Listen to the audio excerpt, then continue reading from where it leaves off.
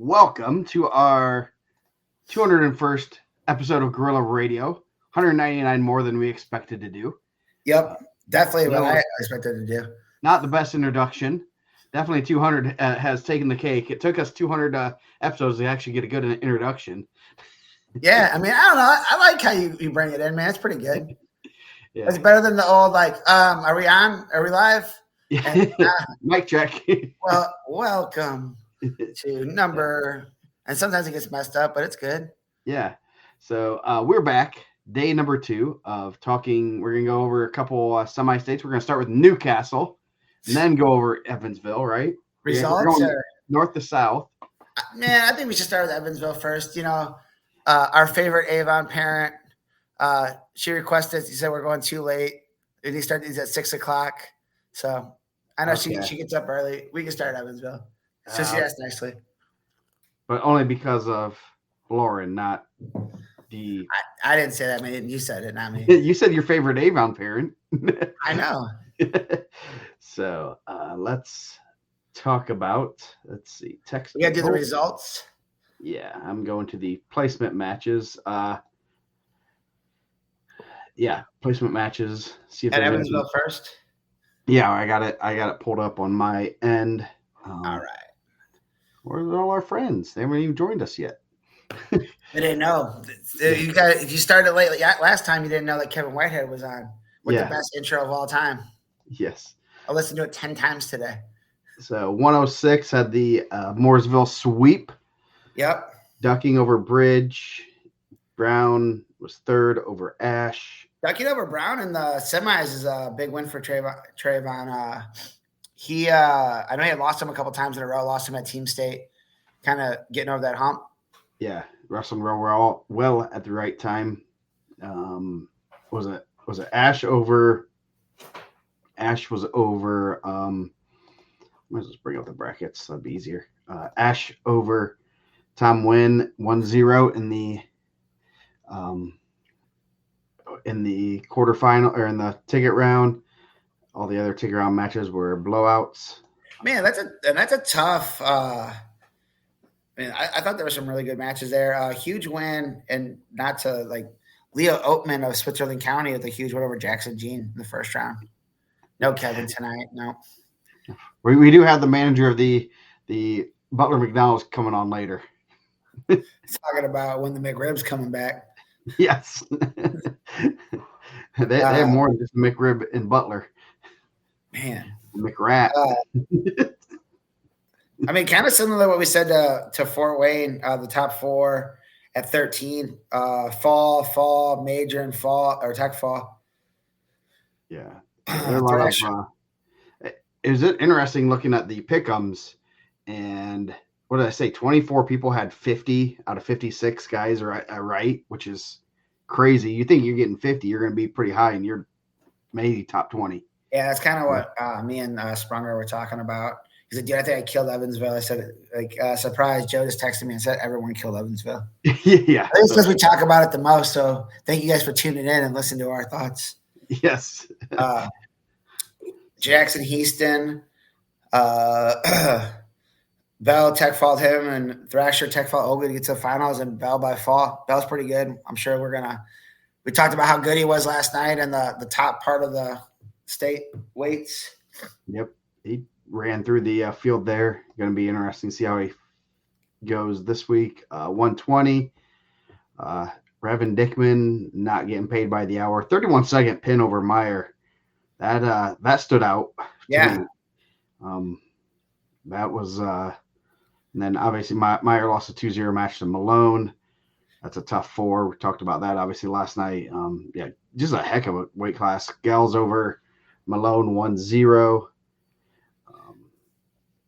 Gals over Aiden Woods in the ticket round. That was a close, what we will call a close match, because it seemed like a lot of the ticket round matches were blowouts. Yeah. I know Brownsburg doesn't get a ton of matches.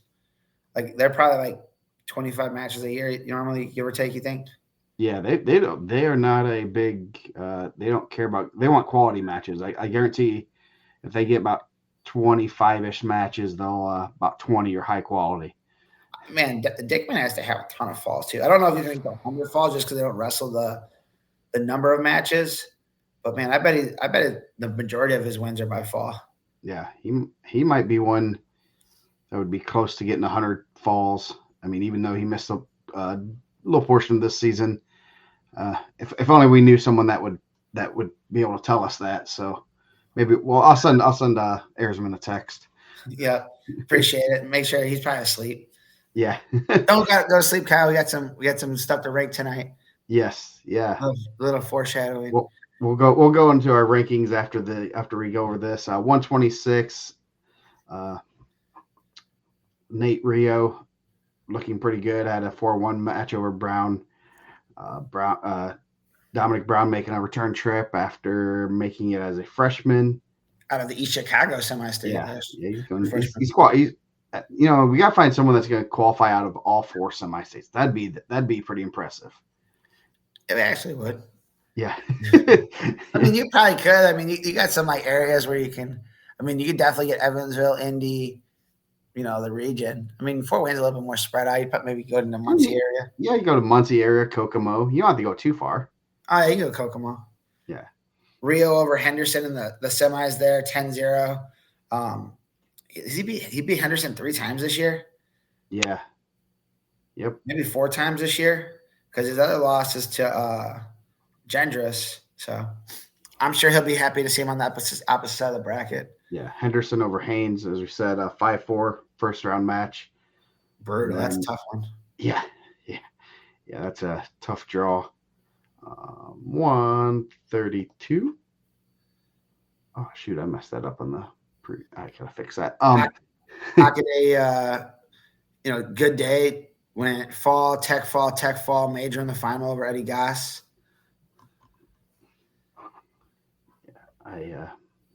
He looked real good.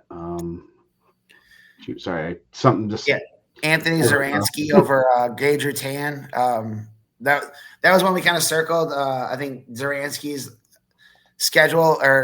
record kind of deceiving. He's a real tough freshman. Goss tech fault him in the semis. Goss over John Orman again by major, a good one. Hockaday tech fault Kirchner and Schaefer over Kissinger by fall. Hockaday tech fault Schaefer, which pretty amazing. Obviously, Jake's really good, and then Schaefer over Zaransky in the 3rd and 4th place match. I had the media guide is getting really close to being done, and I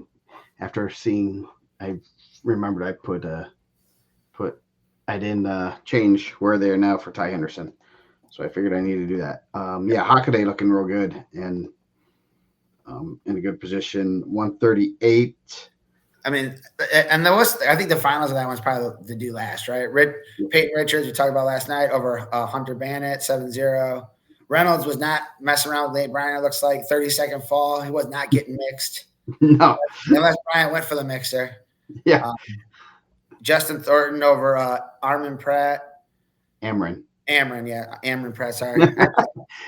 And then Schaefer tech fault Chef in the ticket round there. Chef with a 5-3 win. First match over Caleb Kirkpatrick. Schaefer 10-3 over Thornton. Reynolds with a fall over Peyton Richard. And then in probably one of the better finals that they said, Reynolds 7-4 over Schaefer. I know we talked about it a lot last night, but I didn't think the match at Team State was as far as people kind of made it out to be. And I thought Braylon Reynolds wrestled really well at Carnahan. Maybe like the result with Mendoza doesn't really show that at the end, but for a period, it was pretty tight. So, he's wrestling real well and put himself in a good position. 144, Tommy Gibbs ended a Little B's run in the first round. Then teched his way there, teched Kessinger, and then major, and then a decision over Hornsby. Hornsby over Klein. Let's see, Cohen Long over Matthew Schroeder. Yeah, Hornsby punching his ticket. So. Klein kind of had a tough road there. Keegan Yokim. You gotta say it faster. Yeah. We had talked about how he had been wrestling 4-3 in the opening round, And Landon Hornian was a returning state qualifier from a couple years ago, and he ends up beating 7-5. So congrats to Chase Klein. He was one of the unranked wrestlers that qualified for the state finals. Bunch of take it the hard way. Probably one of the hottest wrestlers in the state, and then a state qualifier. Yep.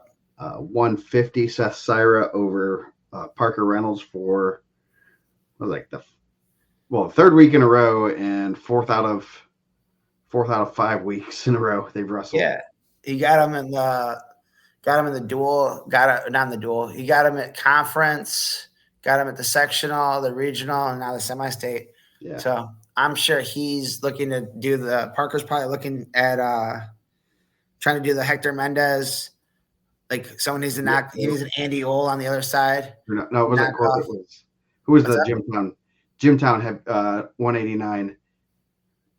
I have the thing up. Never mind. Was it Jimtown?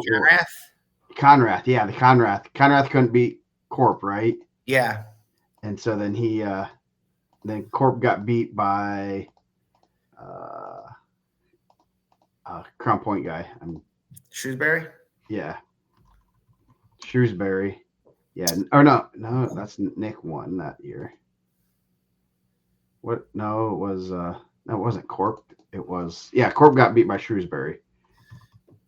That's Hawkins' like cousin or Bill's nephew. So Steven Stahl. It was Stahl. Stahl, yeah. Steven Stahl couldn't beat Conrath. But Shrewsbury beat Conrath. That's who it is. I knew it was an Elkhart Memorial guy. Syra wrestling really well the entire season. Obviously those battles with Parker, they want to run it back on their lights, I'm sure. Again, talking about people that are on a roll. I mean, his single loss to the team state, he went fall 45, fall 40 seconds, tech fall over undefeated Alex Smith, and then a win in the finals. Alex Smith went fall. I bet he's a guy that's close to 100 pins too. He has like 46 already this year. He better be. He's halfway there. Halfway. He's not getting paid by the hour. Reynolds over Lincoln Cooper, and then Cooksey 1-0 over Sean Breedlove. I know we didn't have a ton of like tight matches in the ticket round. I know at EC we didn't, but 1-0 is about as tight as it gets. Yeah.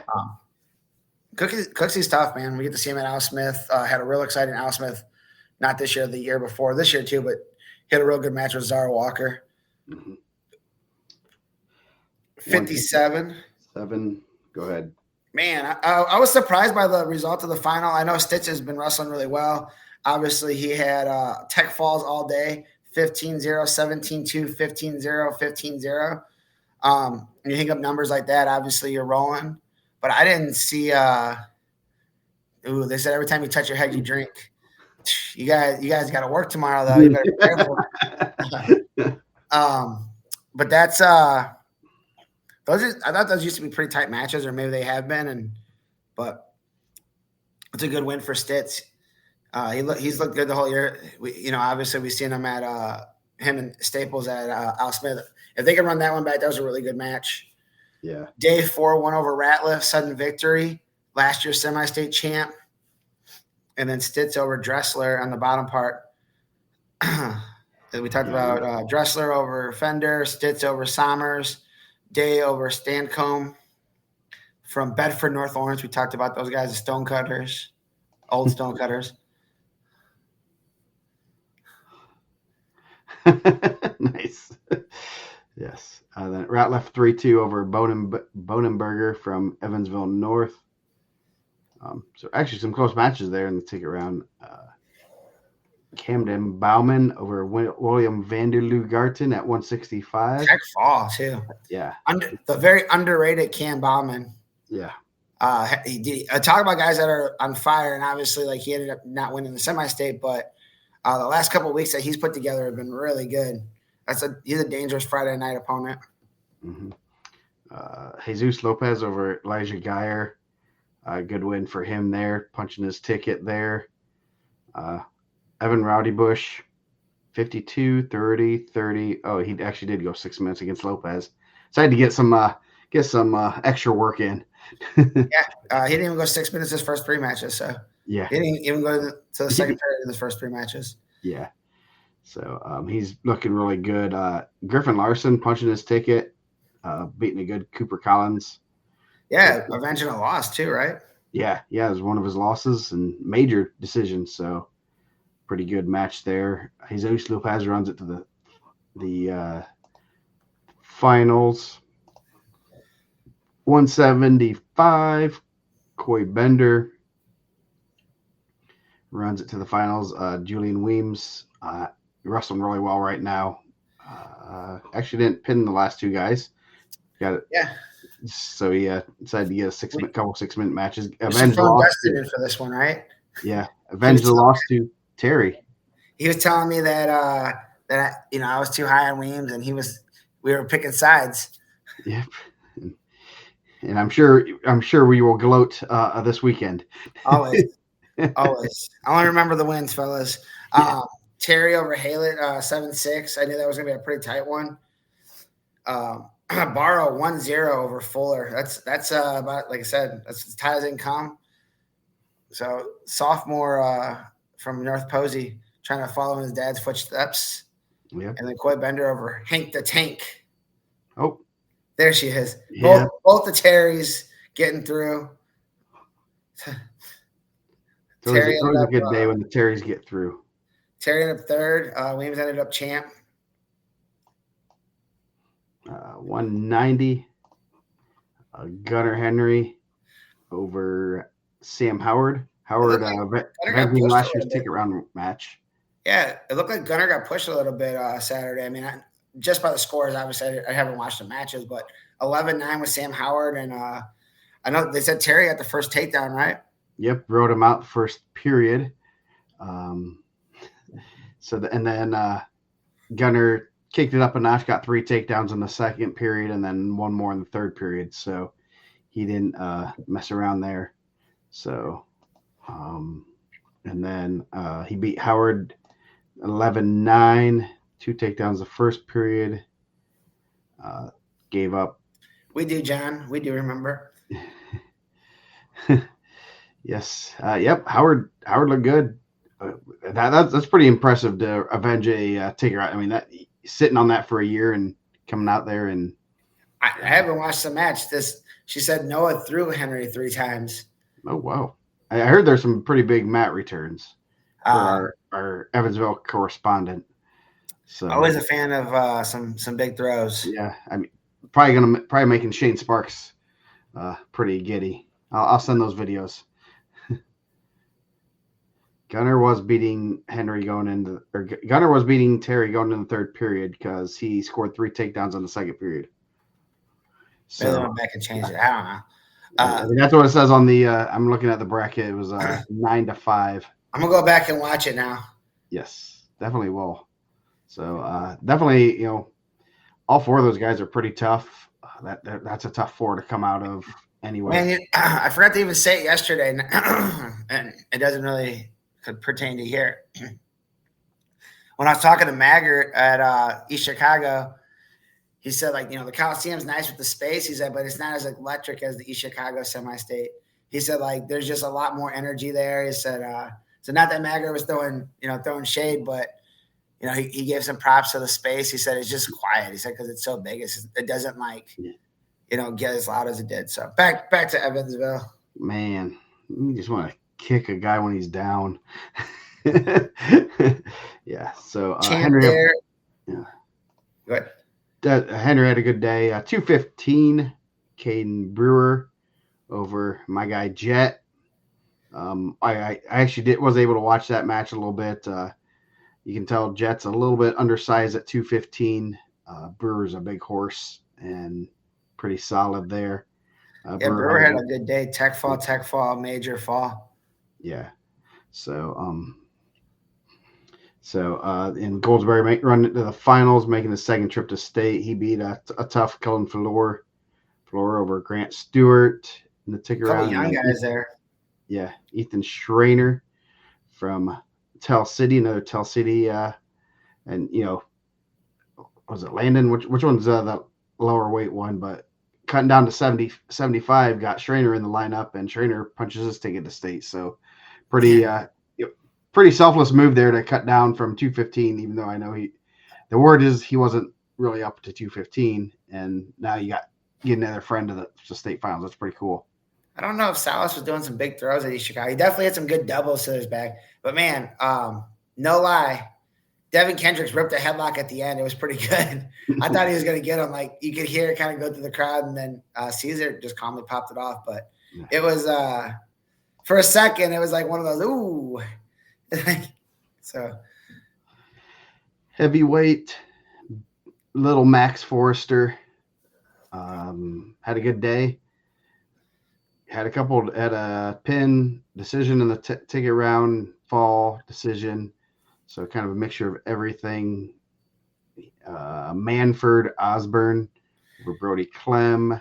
Congrats to Manford. Got the bracket turned around, got himself a ticket. Yeah, it's pretty good. You end up in a good spot and figured out a way to get there. Keenan Mowry Shields, South Putnam, punching a ticket to state, second year in a row. He's only a sophomore. So look out for him. Keenan Mowry Shields. I guess I called him Keegan a lot last week. I apologize for that. Sometimes I just glance at it and go. Yeah. He beat Big Ben Land of Jeffersonville. Land's had a really good career. He has over 100 wins. Yeah. Really good career, and unfortunately has not been able to go to state. Or did he? He didn't go to state last year, did he? Maybe 2 years ago. I'm not sure, but either way, tough spot there. Keenan Mowry Shields, super athletic. I believe his 4 losses are all, maybe 3 of those are to Forrester. So, yeah. Now he lost to Big Joe Ozadore. We don't Anthony Popey. You got to know, man. We don't change the rankings after the sectional. He'll remain in the same spot.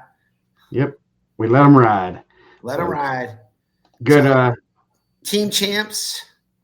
Brownsburg in a runaway, 266 to 166 to Avon's 126. They're the 3 over 100. Brownsburg's pretty good. Yeah, there's a lot of talk of them winning the team breaking the team race.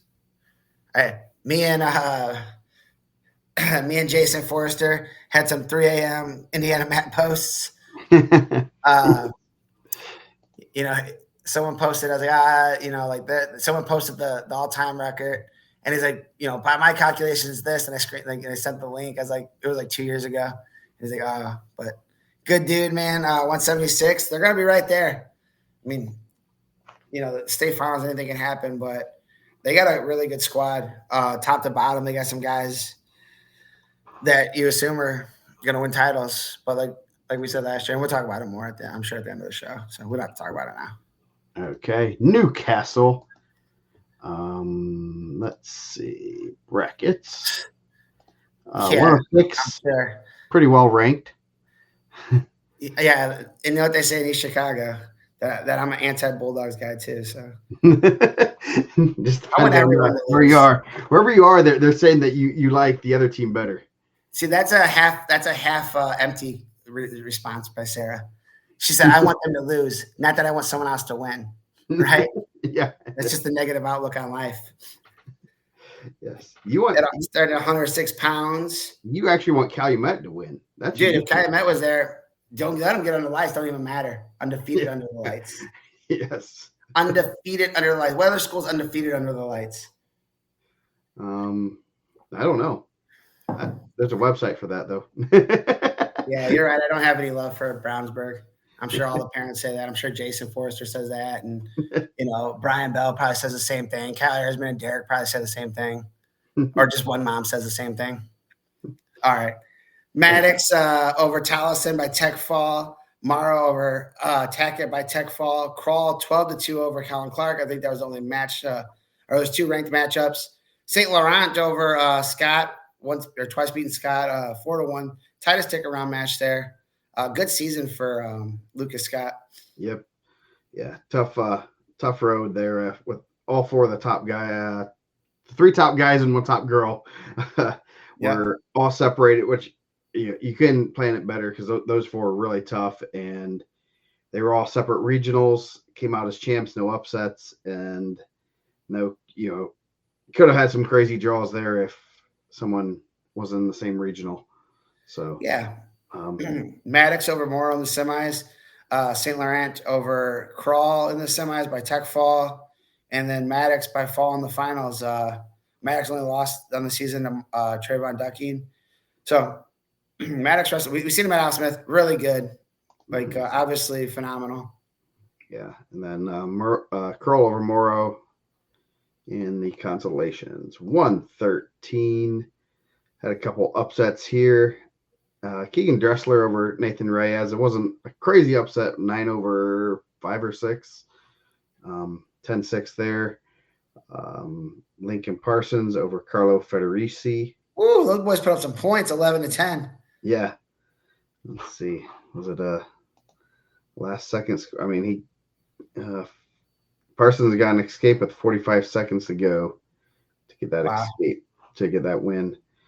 Cole Freeze unranked over Braden Head 16-3. Franklin County, the Wildcats, I believe, going to state. I think they have 2 guys. Are they on the tech? The tech team or just Richmond Regional? The Richmond Regional. Holding it down. Yep. Then Peyton Shutley, he ran it to the finals. Dominant. Fall. Then a 2.5 minute tech fall in the finals. He's pretty good. He's really good. We talked about it last night. Real interesting bracket at 113. Yep. Parsons over Freeze at 10-3 in the third and fourth place match there. 120, Ron Colley with another champ. Blake Getz. Pretty dominant. Fall. 8-4. Lincoln. Is it Lincoln? Yeah. Or Caden Underwood. There's Lincoln and Caden. Caden Underwood, North coming in with he came in with 9 losses. Not that they could have wrestled each other Friday night, but that'd have been interesting, right? Yeah. You knew Underwood would win. Yeah.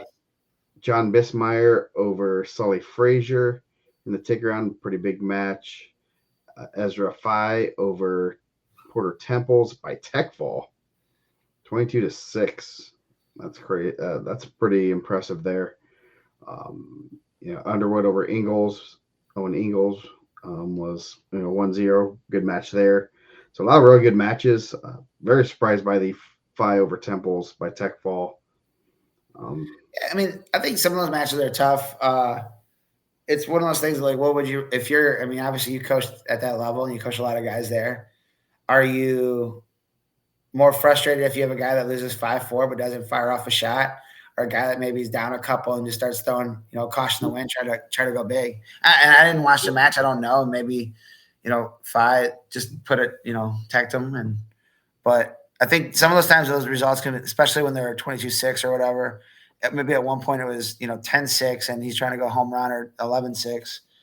Now with the 7 points, feet to back, a little tougher. That's kind of, man. Fye had 4 takedowns in the first period. Wow. Yeah, I don't know. They must have seen something. I didn't watch the match, but then 2 more in the second period. So definitely must have seen something that they're more comfortable with him on their feet. And then Temples chose top in the third. It looked like he got some too near fall, possibly. It just said +2, but might have to go watch that match. So yeah, I don't know. It's one of those things that you definitely, the kid that's firing. I'd rather you got fired off. You got to go out there and do something. But it's the TIG around is such a different beast. You can prepare. You can't prepare for that moment because everyone in that gym knows that your season comes down to this one match. And if it's a close one, it's going to be, there's nerves. I've had kids that gassed. I've seen kids that gas that are not gassers in that round. That just the nerves, the pressure, everything. Just you just have your body just gives out because you just everything. So that's Chase Leach, who was a state champ. He in the take around a couple years ago. He against Beck, he gassed, and that's the last thing I'd ever say Chase Leach ever does is gas. And he just gassed, just too much nerves. He knew it was a big match and kind of just overhyped himself and just had a energy dump. So 126, Chase Yant Braden Bowles over Chase Yant in the finals, 8-0. Yant over Brody, Eli Brody. Brody beat Matthew Baylor from Milan, 4-1 in the ticket round. Dang, Jason Leach said Uh, he said he heard you. I'm sorry, Jason. You'll like me tomorrow, though. You'll like me tomorrow, I promise.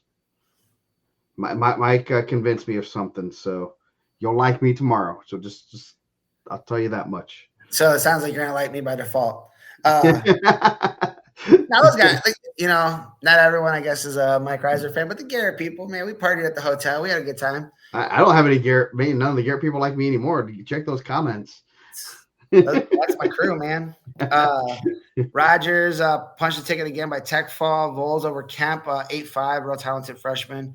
I knew that was going to be a pretty good one. Vols over Rogers 6-2 in the semis. The Ant over Brody 10-7, and then Vols 8-0 in the finals. Brody 4-0. Four pretty good 26s there. You got medalist, qualifier, medalist. So yeah, that should be a good one. 132. Go ahead and you can start 132. I haven't talked too much. Colin Crowley over North Central's Jordan Franklin 5-0. Thrine, we kind of talked about Thrine. Tech Fall 22-6. Beats Jack Richardson 19-4. Tech Fall beats Crowley 19-4. Tech Fall and 13-4 major over Donald Bowie, who we had been wrestling real well. We've seen him at the Al Smith. Beat Landon Hawkins and Eddie Goss. So real good weekend for Thrine. I think. Not that I don't think he's small, but he definitely looked a little undersized wrestling against Braylon Reynolds and Donovan Allen at Carnahan. I know that they said he was walking around pretty light. 32 might be the spot for him. I mean, it might not be the, like obviously there's a guy going for 4 there, but I think for him, that's a pretty good weight class. Yeah. Going down. My guy Carter Nickham loses 7-3 in the ticket round to Colin Troyer of Franklin County. So Franklin County getting 2 punch tickets, and Bowie over Simpson by fall. Bowie 10-2 over Troyer. Troyer 2-1 over Crowley in the third place match. So pretty good weight class there at 132. Also, you got 2 top 5 guys going at it. Yeah, and as you said, Thrine wrestling real well at the right time. He got tough route to get to Hockaday, but I'm not gonna count someone like Thrine out. He has a title, and he had a pretty big upset as a freshman. Yeah, he's not afraid to go after guys that he's not supposed to beat. Yeah, I think he definitely wrestles a style where he shines the bright when the lights are the brightest, and I would be shocked. Obviously, Jake's going for 3. He's never lost it in the state tournament. At the state finals, but he lost the state tournament. He just hasn't lost at the state finals. No one expected Thrine to beat Frazier. Frazier was pretty good as I got a funny text from my brother. Frazier obviously had been an Ironman placer that year, was going to Virginia Tech, where Revan Dickman's committed to go. And I don't think anybody, maybe, you get to see all the pick'ems. Not a lot of people had Thrine over Frazier. No. And then, last year he just ran into Jake in the semis. So he got Jake in the semis again. So he's really tough, man. Wrestled Donovan Allen, incredibly tough. Real good match at Carnahan. Braylon Reynolds, not as tough. That wasn't a close match. Yeah. I'm sure that was one of those matches that are like, all right, maybe we need to move down a weight. 138, Gunnar Butt over Simon Kuhn by fall. He can't post that one on the board. Joe hit him with Joe think it's a spam. Cade Zuber coming out as a 4 over Gage Sherwood of Cambridge City Lincoln by fall. And then you got the major in the ticker round over Alex Hyman. So congratulations, Cade Zuber. When you're coming 4 out of your regional, you're probably a lot of guys kind of punch your ticket for 4s this year. Yeah. 2 in 1 weight class in Fort Wayne. Yeah. Terry Easley having a real good year for Warren Central, punches his ticket there. Jack Davis over Stephen Hunter from Lawrence North. Bud over Davis in the finals, easily over Zuber. So watch out for being a 4 for against Zuber. Yep. Bud wrestling real well. Good hair. Coming to the state finals, rolling a hot streak. Yep. 144. Another 4/1 at that top bracket. Jacob Mayo, Beach Grove over Landon Walden, but then ran into Dakota Willensby in the ticket round. Willensby 11-3. Bryce Doss broke that 4/1 streak right there. Yep. First Fountain Central wrestler to qualify for state in a while, about 9-10 years. So good for them. Doss on the major over real tough Landon Vaught. Landon Vaught had Caden Rogers in overtime that first match, and then Doss with the 11-0 win. Doss really good. I'm sure we're about to talk about that. Bustamante over Stevenson. Two pretty highly ranked guys, 4-0. That's a good one for Bustamante. I'm sure that was a make or break in a lot of people's pick'ems. And then Alex Pateco over Jake Saez, I believe. And then Bustamante over Pateco, 13-1. And Das 19-6 over Willesby. And Das 10-1 major in the final. And then Pateco over Willesby 10-0. So pretty good weight there also. Yeah. 150. Aaron Durham over Naden Houston, top quarter and 10-4. Durham runs that to the finals. Tyler Lavin over Jesse Franklin. Good match there. Well, not really good match. Supposed to be a good matchup. Lavin, yeah. 55 seconds. Silas Foster, tech, pin, tech. So broke the streak of techs. Looking really good. Hank Fennessy from Zionsville over Gabrielle McName from Chittard. So Fennessy over Lavin for third. Foster's wrestling real well. Gonna look to finish his career under the lights. He's pretty tough. Yeah, real tough. I thought that was a strong move for him, moving down 57. 57 is pretty stacked. Mm-hmm. And it's like one of those weights. I think you could probably pick 5 guys and make an argument that there's probably 5 guys that could win it at 57 and 6 if Silas Foster's there. And going down to 150, I think was a smart move because I think he had a really good day at the semi-state. I knew that they felt that they could win the semi-state at 50, and 57 was a little deeper at the semi-state. Yes. You got 157. Christian Arbery runs it to the finals. Got a forfeit. Fall 2-1 over Jacob Weaver. And that tech fall in the finals. Weaver qualifying. Second time he's been there. Joins his brother. Mylan Caleb Wilburn punches his ticket as a senior. And then Cameron Mikesell over Daniel Adams. And Mikesell running it to the finals there. So, yeah, Arbery is pretty tough. Wrestling real well. Put points on the board. And, I mean, he's the one that can slow it down if he needs to. He can also put some points on the board. So, kind of going to be an interesting matchup at 157 for anyone out there. Yeah, and I don't think he's good upper body. I mean, it's dangerous. Yeah. 165, top quarter bracket. You had Michael Kane by fall. Jacob Ross over James Dozier, 5'4". Jacob Ross having a really good year for Rossville. I'm sure it doesn't hurt that he's kind of in between. Jacob Cole, I'm sorry. From Rossville. Yeah, sorry. Cole Ross, my boy. Evansville Mater Day shout out. Back in the day. Cole Ross on the bracket. Yeah, they did. And then Michael Major over Mason Thompson. Major, real good. Tech fall, 5-0 in the final. And then down at the bottom, we got Jackson Prater of East Central, 33-7 sophomore. Not on the watch list, not in my state rankings. So congratulations, Jackson Prater, for breaking up a perfect bracket. Lost a major in the semis there. Ross, Vills, Jacob Cole almost did it twice. 3 times. Tech fall in the 3rd and 4th place match. 175, pretty good. 175-pound weight class. Waylon Kressel, tech, fall, Oh, yeah, a 15-10 match. So decided to put some points on the board. It's good for good to see him score some points there. Gave up 2 takedowns he got 2 takedowns in the third period. Gave up he got a takedown. It was 4-4 going to the second period. Gave up 2 takedowns to Smith. So it's kind of That's really Smith can cool. be dangerous.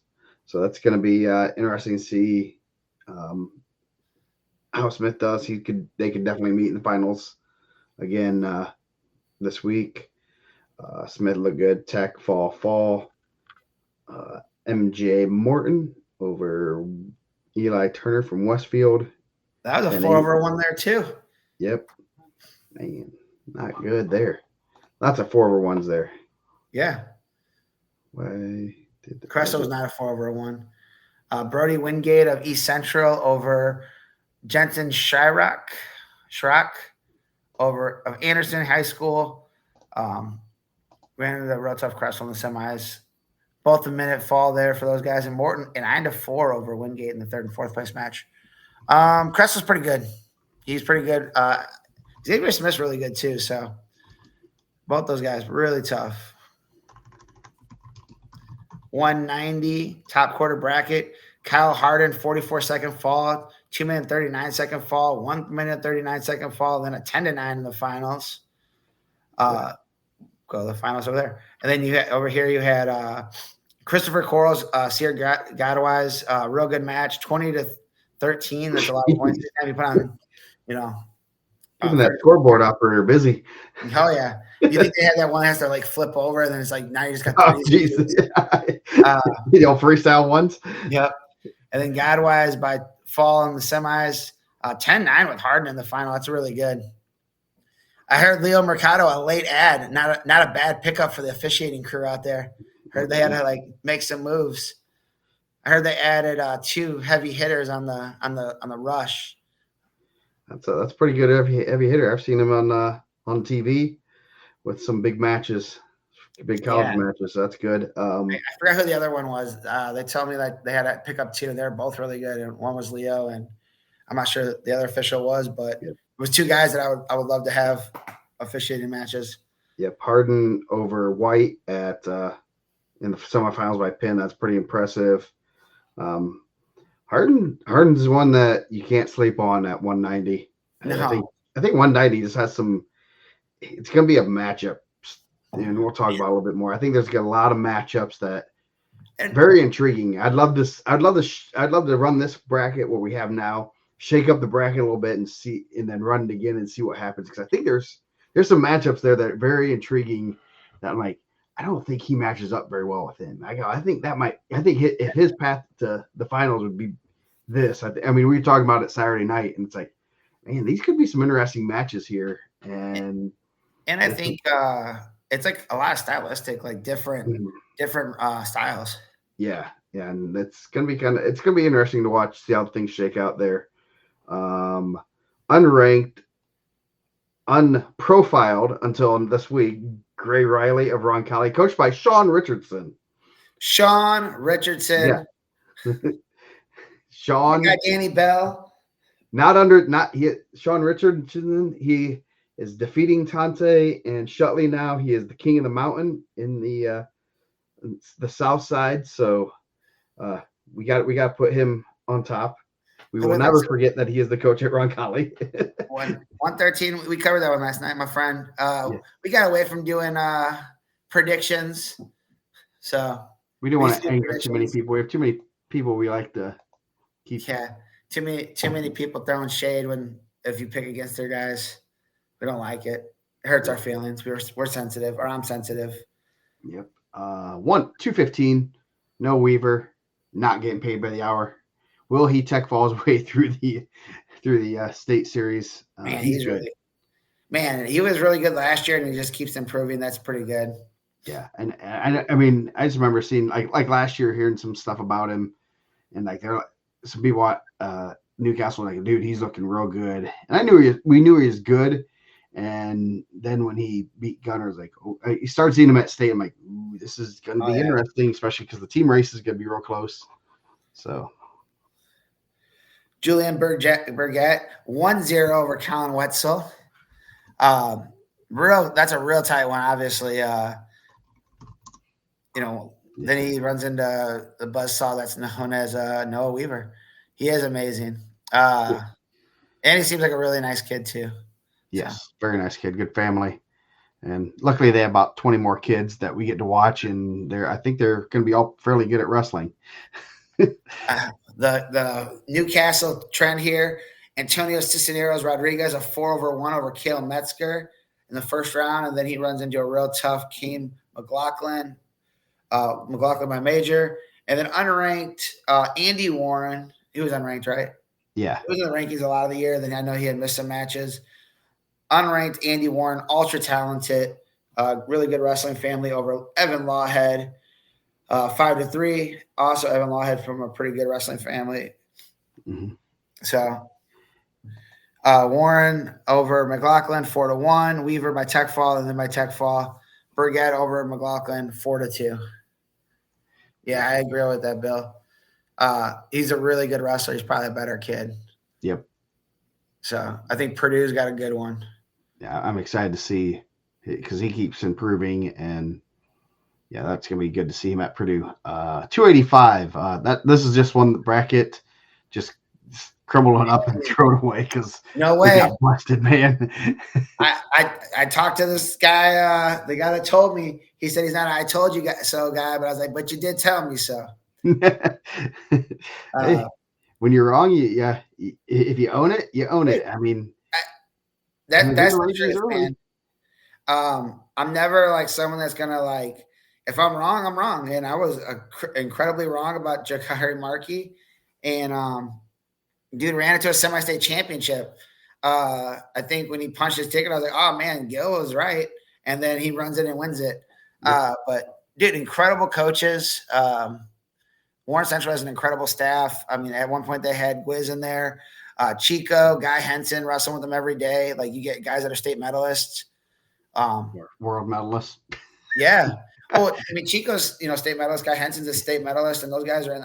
I'm not sure like the level that Gwiz is in there, but I'm sure like his perspective is pretty good. Yeah. But you got like a super talent kid that's talented that works hard, and you get some guys in there to train with them and kind of show them some ins and outs. I think that's huge. You see it at Brownsburg with the heavyweight whisperer. He played football with Kyle Harden's dad, Kenny Harden. They played football at UIndy together. We found that out. If you have a guy that understands like how to wrestle that weight class and like what's successful there, you're going to have a lot of success. And I think, Warren Central's had a lot of success at heavyweight. Obviously Brownsburg has guys in the finals or at the state finals every year over the last 10 years. Yeah. It's pretty amazing. Yeah, no, heavyweight is a different, I mean, all the weight classes have different things that can help you succeed. Heavyweight 215 are always tough. Brownsburg didn't have a heavyweight at state last year. Sorry. Yes. But for the majority of the decade. Yeah, they've had some pretty good guys there. So, yeah. There was probably a year the Beatles that weren't number one, but they probably owned the decade, Yeah. Yes. So, Markey over Glessing in the finals. It was Joe Maverick qualified out of the top part. William Glessing over Logan Mendoza. Markey over Apple. Blevins over Amberger, who's a returning state qualifier. Markey's closest match was his first match right out the gate, 4-3. Dance McNeil. Yeah. Dace. So, yeah, that's going to be and then Markey runs it in the finals. Maverick ends up fourth, and that's going to set up a pretty interesting match on Friday night. So, in your team semi-state champions, we knew it was going to be close. Ended up pulling away. I mean, obviously Markey showing out 129-96. Warren Central, pride of the East Side. Yeah. So Markey, unranked, he scored 26 points. It's a real close team race as we predicted. They kind of pulled away with a unranked guy. That's why the power poll does not consider unranked guys. But yeah, so we're gonna go to what we're gonna rank today. Let's see if I can get this. I think I'm always gonna. That's how I'm gonna hitting the Al Smith on the mic when we get Warren Central guys. I'm saying from Warren Central representing the East Side of Indianapolis. Let's see. If Calumet guys were there, I'd say from Calumet representing Black Oak. I gotta stop sharing, I guess. Not share my screen. I mean, what are we gonna rank today? We're gonna rank our favorite all-time state finals matches. Okay. Do we? And there's off top we have one unanimous one. So we're gonna rank 6 of them. But me and Joe said this one's out of the running because it's probably one of the best matches in Indiana history. There we go. You're there. There we are. Yes. This one. I mean, everyone knows probably gonna know what this one is, but it just got streamed again on Flow. The ultimate number one, Red versus Lee. Easy. That's the easiest one possible. Yeah, I think we're gonna take that one off the list because it's so good. It's one of those rare matches that lived up to the hype. Like there's a lot of hype. I think we missed an opportunity that year. I thought we should have handed out gold T-shirts if you were for Lee and red IndianaMat T-shirts if you're for Red. Outside, they made a Big Ten Network program about it. Like Flo ran it like last week, and people are still Chan Red, one of the most polarizing wrestlers in Indiana history. I think like it's good that he has such a presence that everyone has an opinion of what he does, right? Yeah. And this you talk to the crazy thing is you talk to him and it's like he's pretty well grounded, nice kid. I've talked to him a few times and pretty well mannered and everything. It's not what you would expect, and kind of just did some things that some people didn't like. I mean, celebrating and stuff. Just go celebrate, have fun. I mean, it doesn't bother me one bit. Even though we do, what is it like? We don't do shaved ice no more. What is it? Kona ice. I'll take that. Kona ice. Kelly. Ridiculous. That's ridiculous. Man, I remember I won a shaved ice off my boy Kyle Ayersman one time. Someone bet against Kyle Ayersman. I think they took Paul Beck. I took Kyle Ayersman. Went up there, got a classic, red, blue, and green shaved ice because Kyle Ayersman was very basic. So we wanted to go with the basic, and so I like the base shaved ice. I like the bet tacos at East Chicago. Take a lot of bets, folks. Food bets. Me, I take cash bets too. I'm over here with bookie. So okay. Do you my want to start? We did. I'm not gonna take any of Mike's. We did confer beforehand. Dude, so you're gonna go your number 5. I should have went first yesterday. I'm so disappointed that I didn't because I did have Escobedo region love, and I caught strays on social media all day. So. That's true. That's in life. Winners focus on winning, and losers focus on winners. That's the my guy. Dude, that's 100% true. Yep. So my number 5. My number 5, pretty good match. I remember where I was sitting. I remember who I was with. Joe Lee, Tommy Cash, final. Joe Lee was up. Tommy Cash puts him to his back, wins his second state title by fall. I was extra excited for that. I like the Cash family. Real good people. Tom and Brandy, good people. That was one that I think everyone was crowning Joe Lee the champ. I think they were talking about him being the next 4-timer. They probably weren't aware that he was only going to wrestle for 3 years of high school, but great match there. Yep. My number 5 is Sean McMurray over Eric Galka. Real good match. McMurray got him. McMurray was a sophomore, kind of really wasn't expected to win. Crazy ending, and 4-3 score doesn't tell. I mean, McMurray just kind of came out and did what he needed to do and kind of proved that, kind of set the tone that he's going to be a force the next few years, and he was. What was someone in the semifinals? He was a force. There was, we could have had that one too. Matt Kelly's right. I forgot about that one. That's a good one. That could have been an all-timer also. And these are all finals matches, by the way, state finals, final. So that was kind of Sean's start of his run, winning 3 titles at Portage. real close ending. I don't remember what was the call. Is it Sean got a reversal at the end, or Golka was close to reversal at the end? I know they like Sean celebrated. They went to the table. He had to wait, and they got to celebrate again. Yeah, I can't remember what it was, but it was close at the end, and good rivalry that year too. Yeah, yep. So great one. What's your number 4? My number 4, someone already said it in the comments. I mean, not always the greatest match, but I mean, just a moment, like you know where you're at when it happened. Jesse Mendez, Matthew Kuntz. You know, Jesse's kind of going to work. It's dead quiet in there. Like I think everyone's kind of like, oh, here's Jesse doing Jesse's thing. Matthew Kuntz comes up, rips a lefty headlock, place erupts. Like the whole building just like I felt like starts shaking. Mendez wills himself off his back. We seen him that night. He had a huge like bruise on the back of his neck. He was with Matthew Kuntz. They were like hanging out at the hotel. Obviously, they were super close. Jesse went on to win the title, win 4. But just kind of a cool thing. 2 buddies going out there and Matthew Kuntz throwing it to the win, man. Yep.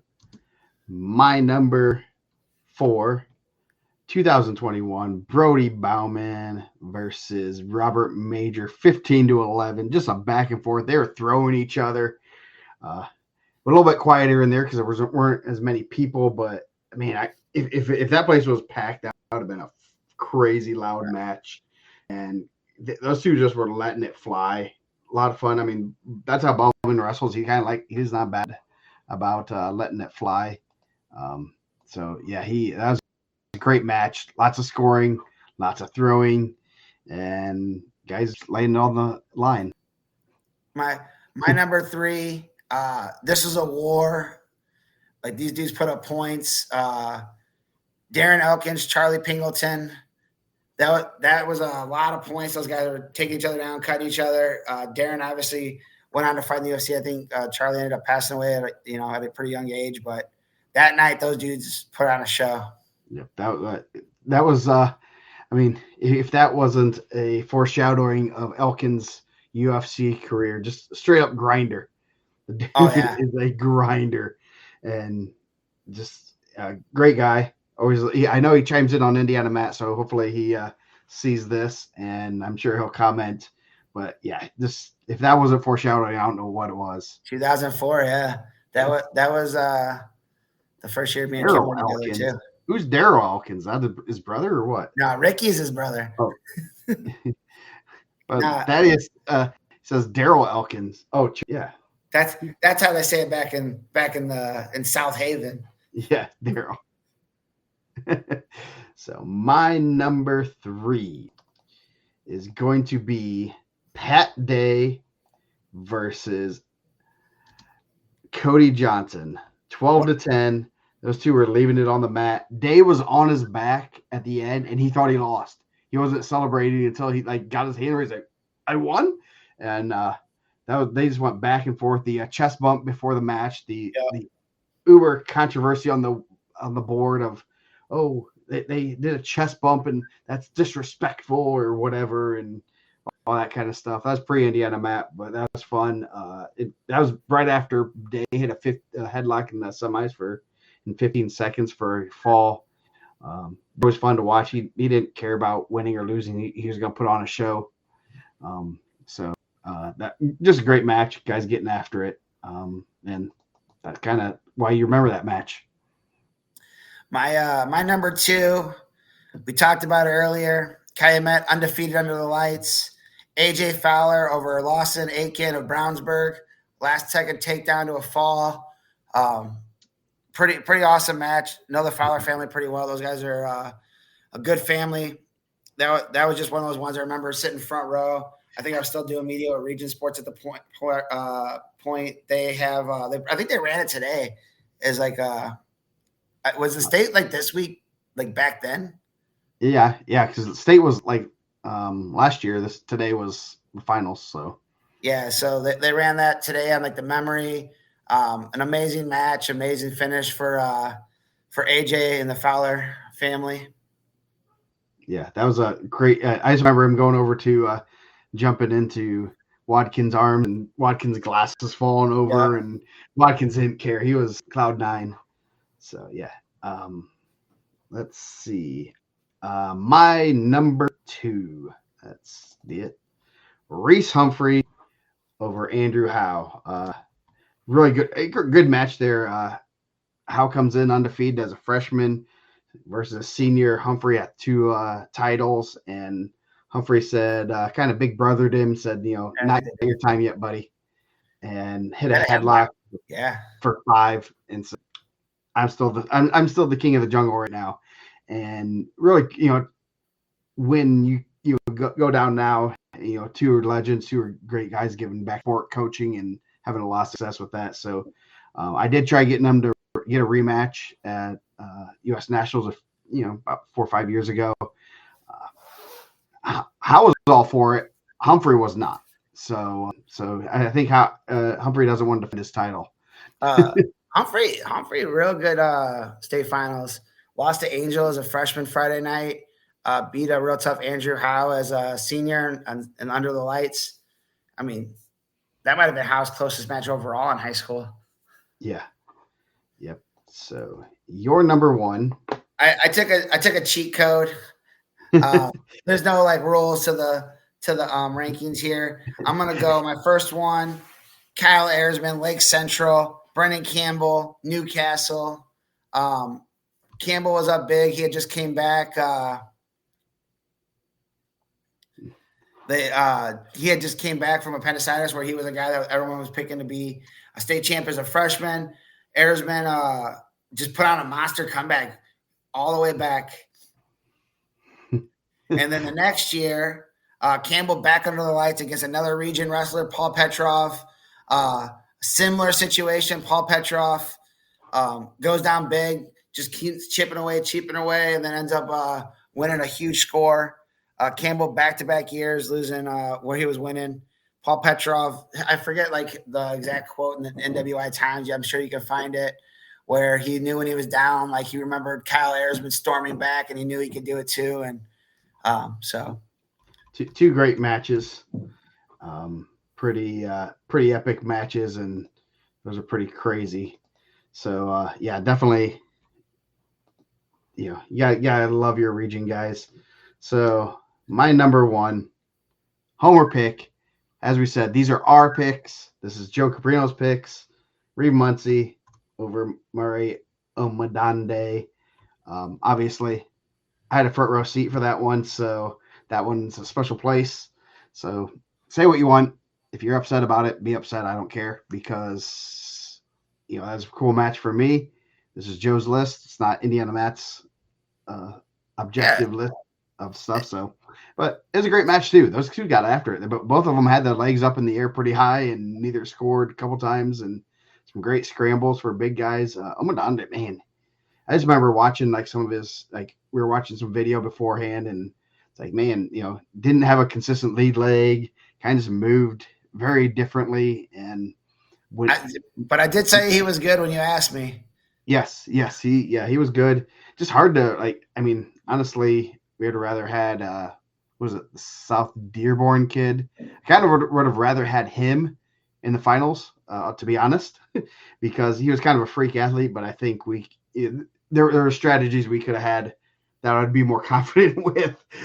If someone that's just a freak athlete and we don't know if anything's coming or when it's coming, and he almost got a takedown at the end.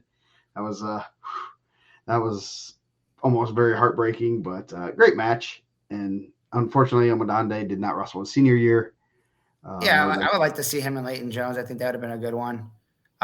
He graduated mid-year and went to Purdue to play football, and I don't know if he's still on the team or what. I think he's still playing football. I'm pretty certain.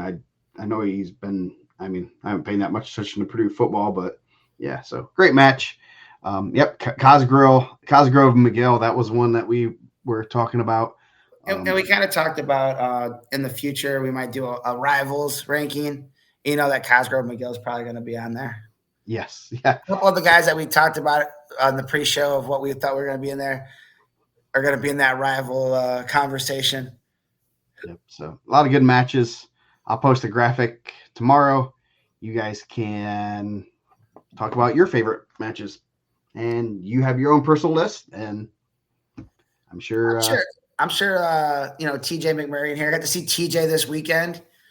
He graced us with his presence at the East Chicago Semi-State. I'd be willing to bet those McMurray State Championships, Kiros and Golka, and I guess the Cathedral kid. I can't think of his name right now. Probably. Oh shoot! I see his face. I just can't think. No, real good football player. Yeah. I think that's probably one of those ones. He probably had a special place in his heart for those. Yep, I'm sure those three matches are probably on his top 5. Galka, Kiros, and Tyler Willis. It caught me right at the last second. Yeah, Tyler Willis. I was looking it up. I cheated. So we're gonna talk the rest of the brackets. 150 and up, right? Yep. We're gonna talk about the professor's protege. We're gonna run. Could Cosgrove and McGill run it back in the old man's division? I think Eric could probably ref that one. Yeah, yes, he'd ref it. I think Eric's had a pretty significant surgery this summer. It's really cool to see him back out there and moving really well. And he had an incredible call in a dual meet this past week. So if you want to go watch Northern Iowa, Iowa State. You can see our guy out there representing the state. Getting in some heated battles. There's some clips going on. I want to watch. I didn't watch that one, and definitely looks like it was a crazy duel. Packed house. Iowa fans are crazy. Iowa wrestling fans and stuff. Yeah. Oh wow. Nice. So that one definitely is number 1 for McMurray. That's good stuff. So Sadis thinks a lot of things are hilarious, Michael. So anyway, Foster versus Wyatt Cooksey. That should be a good one. Cooksey's tough. That's not, I'm sure the professor, when he saw the draw, would rather have someone else, but got to beat them all to get there. That should be a good one. Dallas Davison versus Michael Ortega. So you could have a 2-3 in the quarters on Saturday morning. Professor will have his protege ready and primed. Hopefully they get some pictures of him. So I heard that he doesn't like pictures being taken. No paparazzi, sir. So yeah. I think Foster really tough. We talked about him coming down a weight class. 39-4. He took 2 losses at Ironman. And then who was the other loss to? Arbery and Day. Staples. So in the Staples one, I know Mr. Morgan explained to me that he felt like it was some controversy. I'm not going to say poor officiating. I'm going to say he was some points were being mixed around. So. And they put too many points on the board, and Morgan couldn't get his shoes off fast enough. And then Wyatt Cooksey, we talked about Matt Smith. I don't think coming down, Silas Foster I thought he was a pretty good size 57. He's probably a huge 50. Wyatt Cooksey's a pretty strong kid there too. He got a lot of big moves. That could be an interesting one Friday night. Michael Ortega looked really good. Real tight match with Marlon Kirksey. His 4 losses are up at 57 also. I believe 2 of them were Staples. I'm not sure his other 2 are or one's Marlone, and I don't know who the other one would be. 2 to Staples, 1 to Marlone, and had to be someone at Al Smith.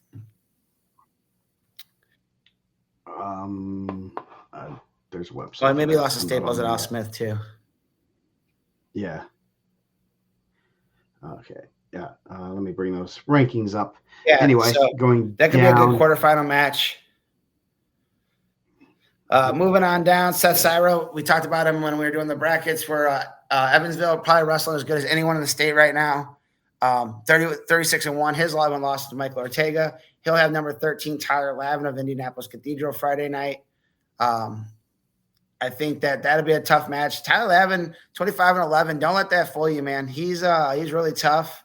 I think that's a matchup where he's a warrior. So we'll see how that goes. Next quarter bracket down there, number 14 in the state, Tyjon Newell of Crown Point. I heard Eric Newell, his dad, might be making an appearance at the hangar. Got to get him back on the mic. One of our guests from last year, pretty well spoken. Very good guest. Uh, We could bring him on in as a special that's what he keeps analyst saying. sometime. He's ready, man. He said he's not coming out unless he was promoted. I'm promoting him right now. Come out.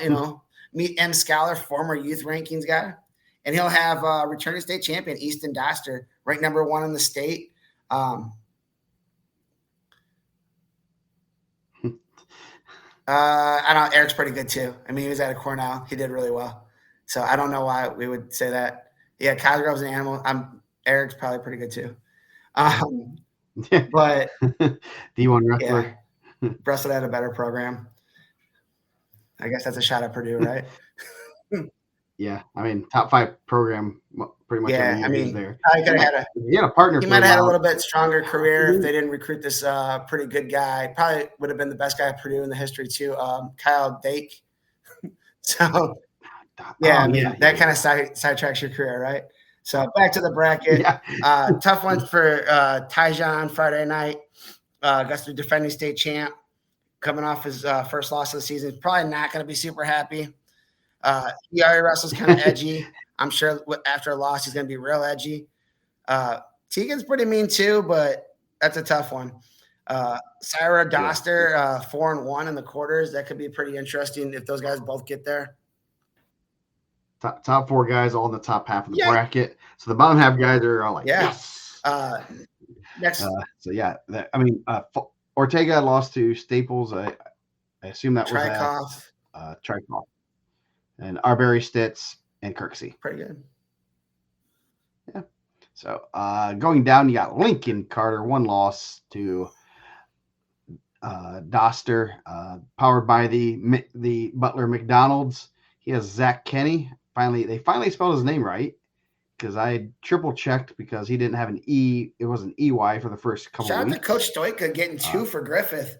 Panthers back at the state finals.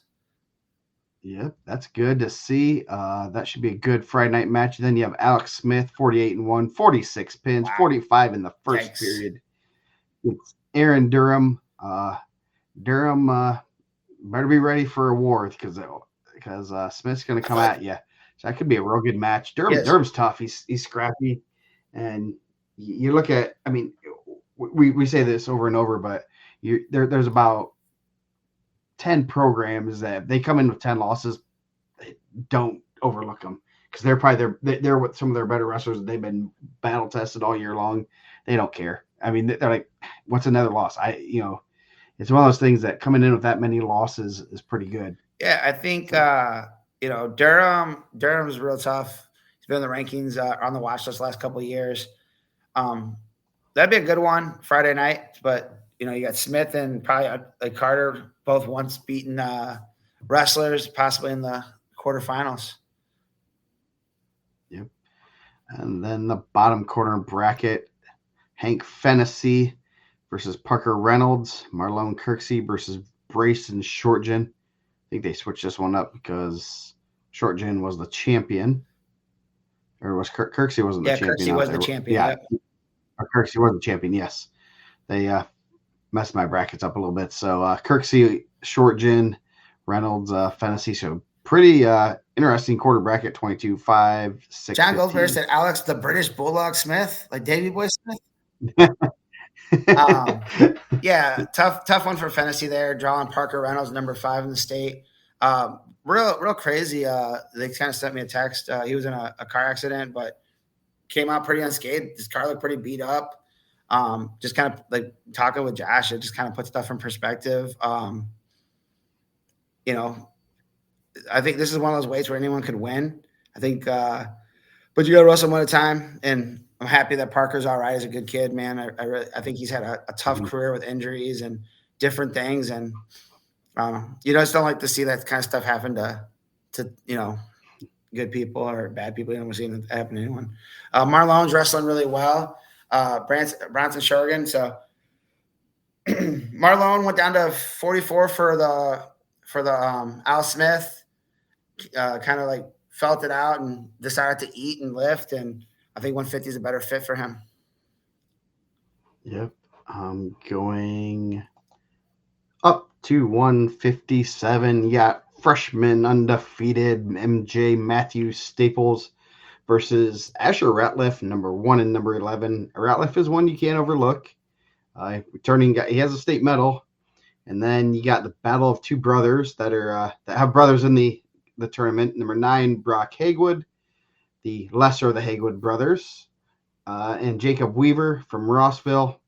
I haven't met the Weaver brothers enough to judge either of them, but I'm sure they're both nice kids. But definitely Brody Hagwood, way nicer than Brock. That's a really good quarter bracket.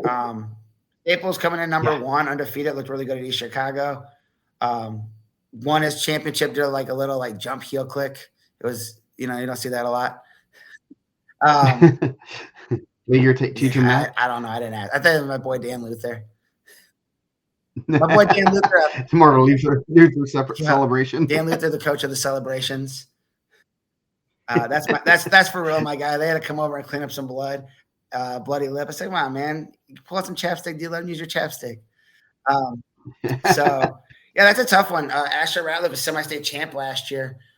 Probably not the 4 they wanted, but I mean, like you said earlier, you got to beat them all. So it didn't get an easy path for number 1 Matthew Staples, but I like calling him MJ. I like MJ better, right? Yeah, MJ has a little bit more. As we were like last night, Kevin Whitehead said, I like the initials MJ Staples. Yeah, I think that one's like tough because even when we're announcing it, like obviously they put Matthew on there, but you got to hit MJ Staples a little tougher, right? Weaver and Hagwood, that'd be a good one. I think stylistically that's gonna be a really good match. So real good quarter bracket there. You got 1, 11, 10, and 9, and 11 has the only medal in the group. Yeah, Weaver had a real good IPO. Had some good ones there. Beat Silas Foster there. Yep. So let's see. He did not. I was just gonna see if he wrestled Hagwood. I know Hagwoods were there, but man, he had a tough. Man, he had some good wrestlers. He wrestled there. He lost to Staples 11-2. Beat Liam Kelly. Beat Mason Day. Good for your kid, Michael. What are you talking about? If everyone doesn't get to claim all the Crown Point kids that are from different areas, Crown Point can't claim Crown Point kids that went to different schools. I think that's the rule, right? I don't think Maryville. It's the old region way of like, oh, Mishawaka's good. Oh yeah, we'll claim them as a region. We never claim Mishawaka as a region. I mean, New Prairie is kind of like even on that outskirt of the region. I'm just saying, if Hobart can't claim Gavin Lewis, then Crown Point can't claim Matthew Staples. Yes. Yeah, pretty valid point. I guess we could do a whole list of that. Yep. You're not wrong. And they're not the only ones. Okay. So before Bill texts me, they're not the only team that does it. I think Brownsburg's team could probably be done the same way. Yes. Mike fires sprays to everywhere. He's not just one. I might have to get real security, man. Yeah, that's the only reason we're bringing Tony this week. This big guns coming down, man. Yeah, is his son Reese in training now to be security in training? Okay, yeah, I'm sure. Okay, I'll send you 7 texts. Michael Patrick, you can text me. Get your number from my brother, and I'll send you 7 texts of how guys were getting in to the unopened enrollment Crown Point School District. I can send you some addresses from the IHSA pamphlet I got also. Dan Dakich is lying. Crown Point's dead region. That's the hub. That's the hub of the region. It's the capital next of the region. Quarter bracket down. You got Silas Stitz having an incredible year, 37-3. 2 of his losses were also at the Ironman, number 3 in the state. And he'll have Anthony Bustamante, not ranked. Bustamante, a real good semi-state to punch his ticket. So then you'll have the bottom quarter bracket, Cameron Mikesell, also not ranked from Western Boone, a senior, 35-5, and Maverick Dubal of Adams Central, number 12 in the state, 33-5. So Mikesell, Dubal will be a really good one, and Stitz wrestling really well, obviously. Tech day in the finals. Yeah. He lost 8-6 of Staples earlier in the season, so good quarter bracket. Claiming them now? Oh, man. Yeah, they got to split custody now between three ways. Dang. Yeah. I mean, when you're a real nice kid like that, everyone wants to, tell. Wait, we're gonna probably find another team that he jumped on for a duels, and I heard it it's was the gonna be Garrett like Railroaders. it might be. I mean, Nick did do. I mean, there is the transitive property. Nick did go to New Prairie. So, That's probably true. Yeah, He's a New Prairie kid. Next bottom half bracket, Christian Arbery Warren, Central number 4 in the state. He speaking of the Railroaders, Brian Barrett, senior from Garrett. Having a real good year. Tough kid.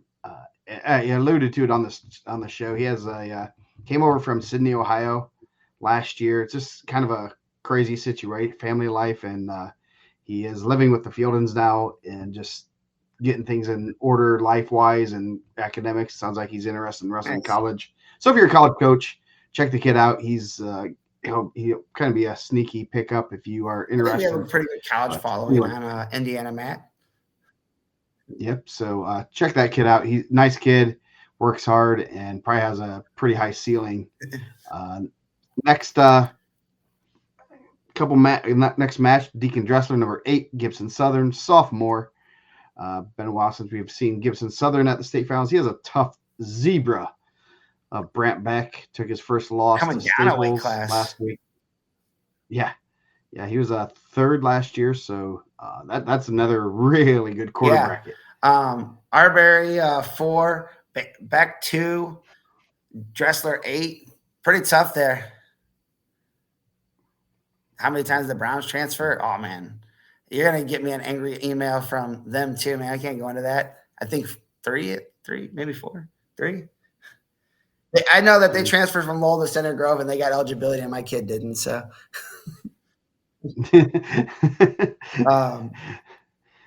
so moving down, my kid transferred too. So as I'm doing that, so we don't have to do a signing day at Lowell and Andran. Moving down, undefeated from Cowan, Jackson Bradley, number 5 in the state, loves to eat. He's 32-0. He's going to have number 17, Caleb Wilburn of Milan, 41-4. In the bottom quarter bracket there, you got Griffin Van Tichel of Crown Point, number 7 in the state. Probably one of the better safeties in the field. And he'll have Mason Day, number 6, 6-7. These guys like to wrestle really crazy tight matches that are really exciting. I really do believe if there's any path for Crown Point to pull a Brownsburg on Crown Point that they did last year, they're going to need this match. So before everyone says, oh man, like Brownsburg got in the bag, we were all saying the same thing on this same show last week, I guess this week today, last year, and you need 2 guys to go down on Friday night. A couple guys are losing the quarters. That's what Eric Spikes. I'm trying to say the same thing. I ran the 41 time at the combine. I should probably get drafted. Yeah. So really good bracket there. The champs really good coming out of the semi-states. Jackson Bradley, Christian Arbery, Silas Stitz, and Matthew Staples. I think if you seeded it up, that's pretty close to how it should be seeded, right? Yeah.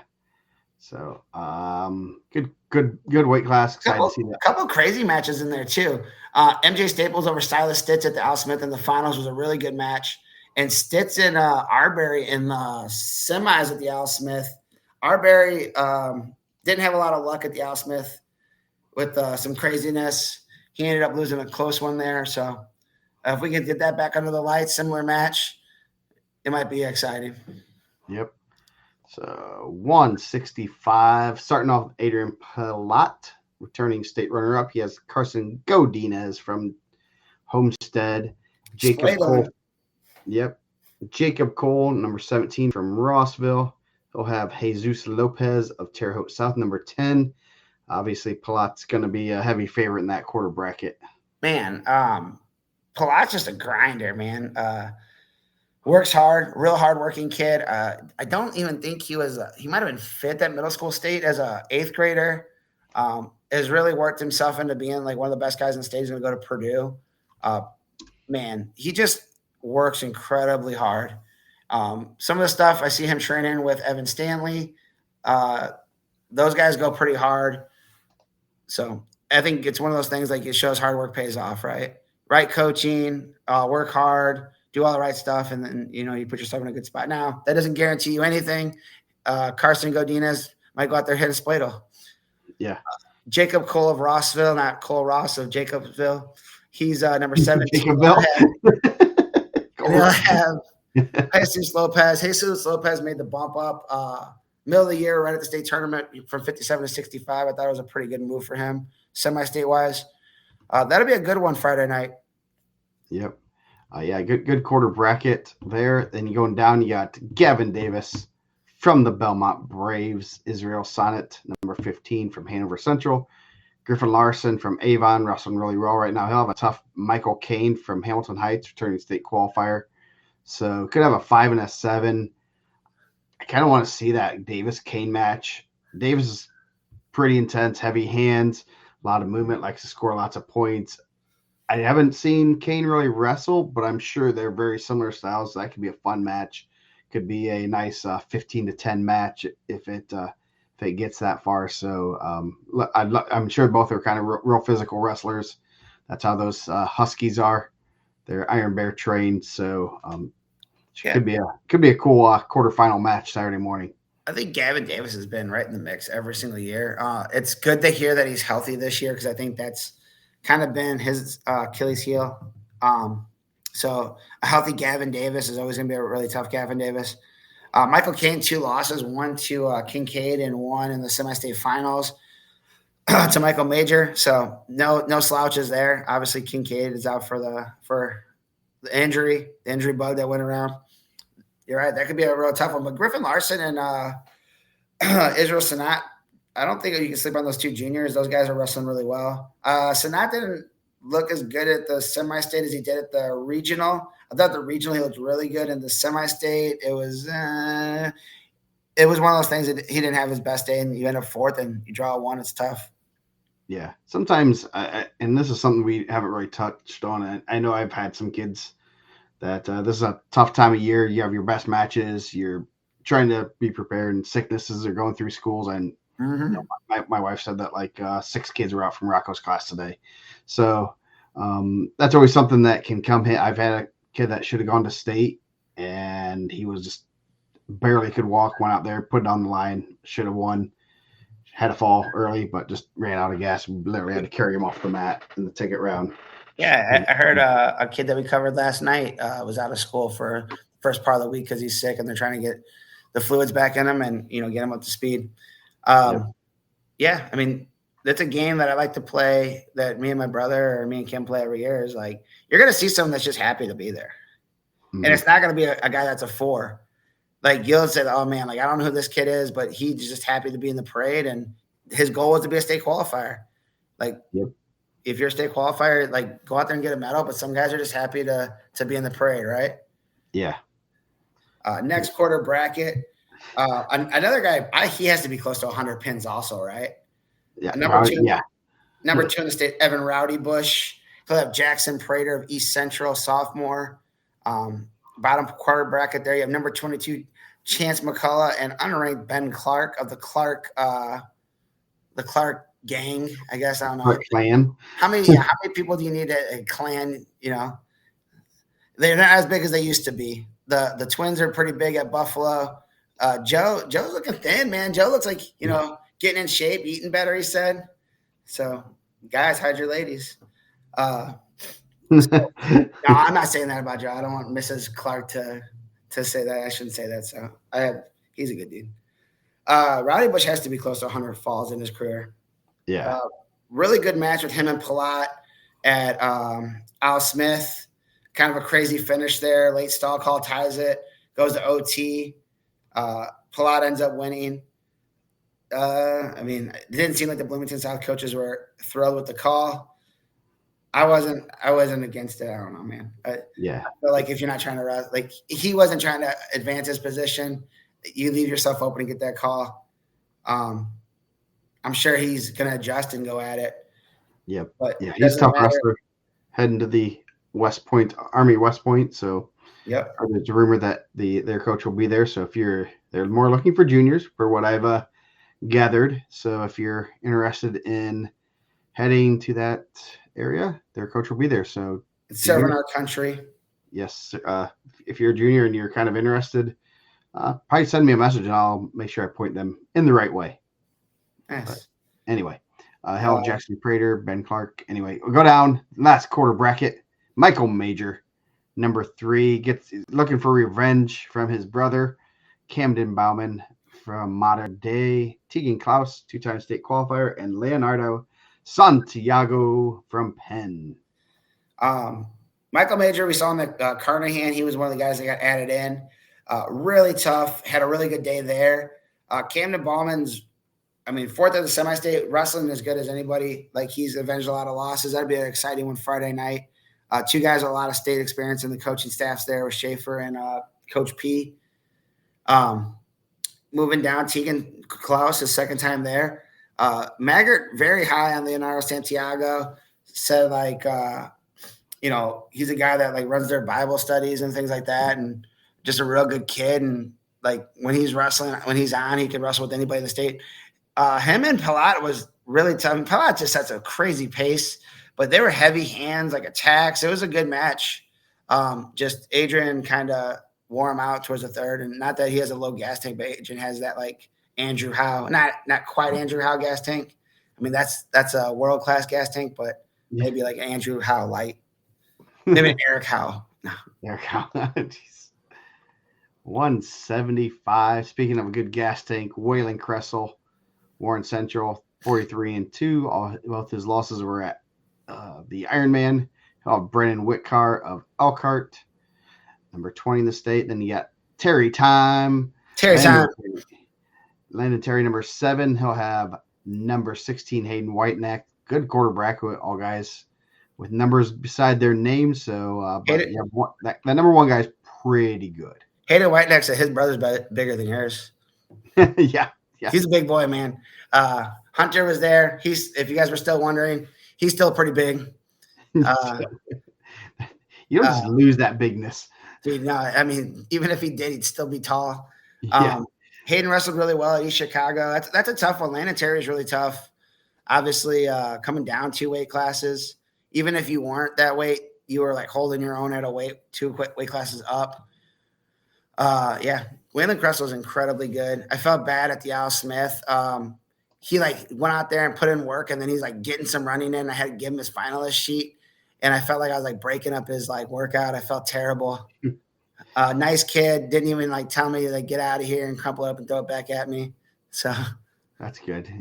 Or snap you down, go behind about 3 or 4 times. I'm so thankful for that, honestly. He's really good. Trying to run it back for a 3rd title in a row. Yep. And it's always fun to see the people try to figure out, is he really a junior? How's he have 3 state medals already?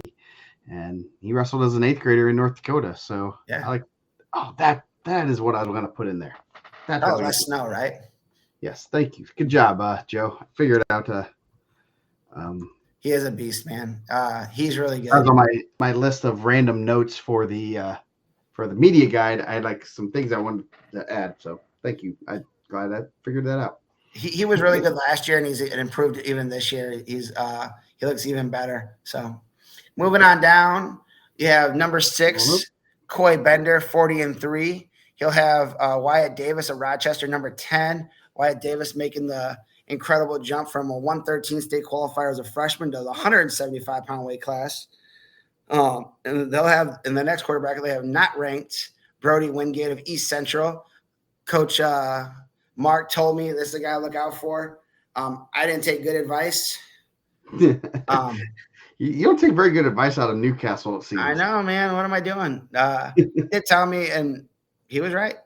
And he has the best fastball in the bracket, 100%. I can guarantee it. No, I can't guarantee. I don't know. Maybe some of these guys throw real hard. Number 5, Cape Stebbins of Delta. That'll be a good quarter bracket. Bender and Davis Friday night's going to be really good. Obviously, Rochester's going to be looking to get a medal there. Bender's going to be looking to get his 2nd medal. And then you have a couple medalists possibly meeting up in the quarterfinals Saturday morning. I like this quarter bracket where you have Landon Terry drop from 215 to 175, and Wyatt Davis has gone up from 113 to 175. I I think just want to see them wrestle, just to kind of see the. Hayden Whiteneck missed last year for an injury, and I believe he was 130 the last time he stepped on the mat for New Prairie. Yeah. So that's a pretty significant jump too. These guys. Ironic that he gained 40 pounds after his brother left the house, isn't it? Mm-hmm. It's like, oh, funny, there's some food here. I think Brant Beck feels the same way, but he lost weight. Yeah. Coming on down, we got another guy that dropped a weight class. His dad can coach football pretty good at a high level. Vinny Freeman, number 3 in the state, 34-2. His 2 losses up at 190. And he'll have Tyson Barrow of North Posey, number 17. I believe his dad was a state runner-up back in the day. Yeah. And on the bottom quarterback, you have Dominic Dunn of DeKalb. He's a senior. He's 38-8. And he'll have Xavier Smith, a junior, 39-4, Fargo All-American, number 2 in the state. We kind of talked about it when we were covering Newcastle. Ultra talented. Had a super exciting match with the Carnahan. If you go back and look at the placement matches, some big moves, some throws, some lat drops. He's not afraid to get after it. I like that. Him and Freeman possibly, minus any, Barrow and Dunn coming out and shocking, their ranking, I guess. That could be a good quarter bracket match. Yep. Notre Dame lost to Northern Illinois in football, right? Yep. You know who their Northern Illinois coach is? I can see his face on his name. Thomas Hammock, 2-time Indiana State placer from Bishop Luers. There we go. Yeah. Is Jalen Smith the best player to ever come out of Bishop Luers? Might have been. They've had quite a few NFL players. So James Barrow was 4th in 2000, I think. All right, John Goldsberry, bringing it. There's a website, John. And a handsome fella bringing the knowledge too. Okay, we appreciate you. Yeah. So so that should be a real good quarter bracket. North Posey, there it is. James Barrow, was he 4th? Who was 2nd there? Oh, I had it as 4th. I looked at it as 2nd. Yep, you're right. Damn it. Nice job, John. Oh, well. You beat the website. You beat the machine. Yes. Yeah. I just looked at it because it went champion 4th place because they haven't had a 2nd or 3rd. Come on, North Posey. Let's get a 2nd and 3rd here. You're like a regular John Connor, man. I mean, he is my, doppelganger. So he's gonna have to stop. What is it, Skynet? Got to stop Skynet from making a Terminator, bro. All right. So moving on down, you have number 19, MJ Morton of Ron Colley. Heritage Hills beat Luers at state this year. They're my boss is a Luers guy, and his son also works there, who also coached there. I told him that I was recruiting Goldsberry to come up to Carroll, and he's like, "Nah, we saw enough of him. We saw way too much of him earlier this year." We're not talking Dwanger. Dwanger and Luers hate each other. Come on, Zach. So we have number 19, MJ Morton. He's a junior. He's 33-8 for Ron Colley. And then at number 12, Jake Thrash of Homestead, the Fighting Andy Oberlines. It sounds like, what was it? Yeah, the Oberlines, yes. The Oberlines, senior, 40-4. That'll be a good Friday night match. And the winner of that will have the winner of Elijah Carter, not ranked in the state. Shout out to the Hammond Central Wolves, first state qualifier for Coach Kevin Bursley there. Yep. And you'll have Julian Weems, the pinning machine from Center Grove, 38-2 on the season, number 4 in the state. He doesn't get paid by the hour. No, he does not. He likes to pin people. He'll take you down. And I know because the scouting report's pretty tough. He's going to hit a crossface, cradle, and then he's getting off the mat because that's what he does. That's what he does. And you can watch. I guarantee you watch those videos of his. That's what he does. Yeah, so overall, if you watch 10 of his matches, you'll see at least one crossface cradle. Oh yes. All right, a safe one. 190. Coming down to 198, one of the most diverse weight classes. I think it's a pretty good one. You have a lot of intrigue in a lot of different spots. Starting off at the top part of the quarter bracket, you have number 4 in the state. He's a freshman. He's 36-4 from Crown Point. Cesar Salas. He's going to have not ranked, Sixth in the semi-state, Austin Parks of Northridge is a senior. He's 36-4. In the bottom part of that quarter bracket, this is going to be one of those matches on a Friday night that you're going to want to see. Michael, so don't leave early. Like, don't try to get to the hangar to get to the pre-show because we're still going to be there watching wrestling. Michael White of Lawrence North, he's a 41-1 junior. He's number 3 in the state. He'll have Sam Howard of Boonville, 38-3, number 9 in the state, 3-9 Friday night. If we redid the rankings right now, I think that they would be Sam Howard would be a little bit higher than that, probably. So winner of that match possibly gets Salas. Salas looked really good Saturday. He's looked really good. Made it to day 2 of the Ironman as a freshman. Tulsa champ as an 8th grader. Pretty good. Yeah, that's going to be a great quarter bracket. And as we said earlier, the matchups here just are very intriguing. There's a lot of different styles. And like I said, I'd love to shake this up again and see how it plays out because you could have a couple different champs just based on styles. And Michael White's as dangerous as they come. He's only been wrestling for 3 years, and that's one of the scariest things. Is that he has really good coaches too. Yeah, and he placed at Fargo. You placed at Fargo, right? Yeah. Sam Howard placed at Fargo too, right? Yeah. So you have about 2 guys with Fargo credentials going on a Friday night, which is pretty cool for the state of Indiana. And they're both young. They're both coming back for another year at least. And Salas, you got a freshman, a junior, a sophomore, and a senior. You got all 4 of them covered. Yep. Next quarter bracket, we got Noah Terry, the bigger Terry. Grandma Terry. Was it Grandma Terry is in there? Mama Terry? I think Kelly's grandma.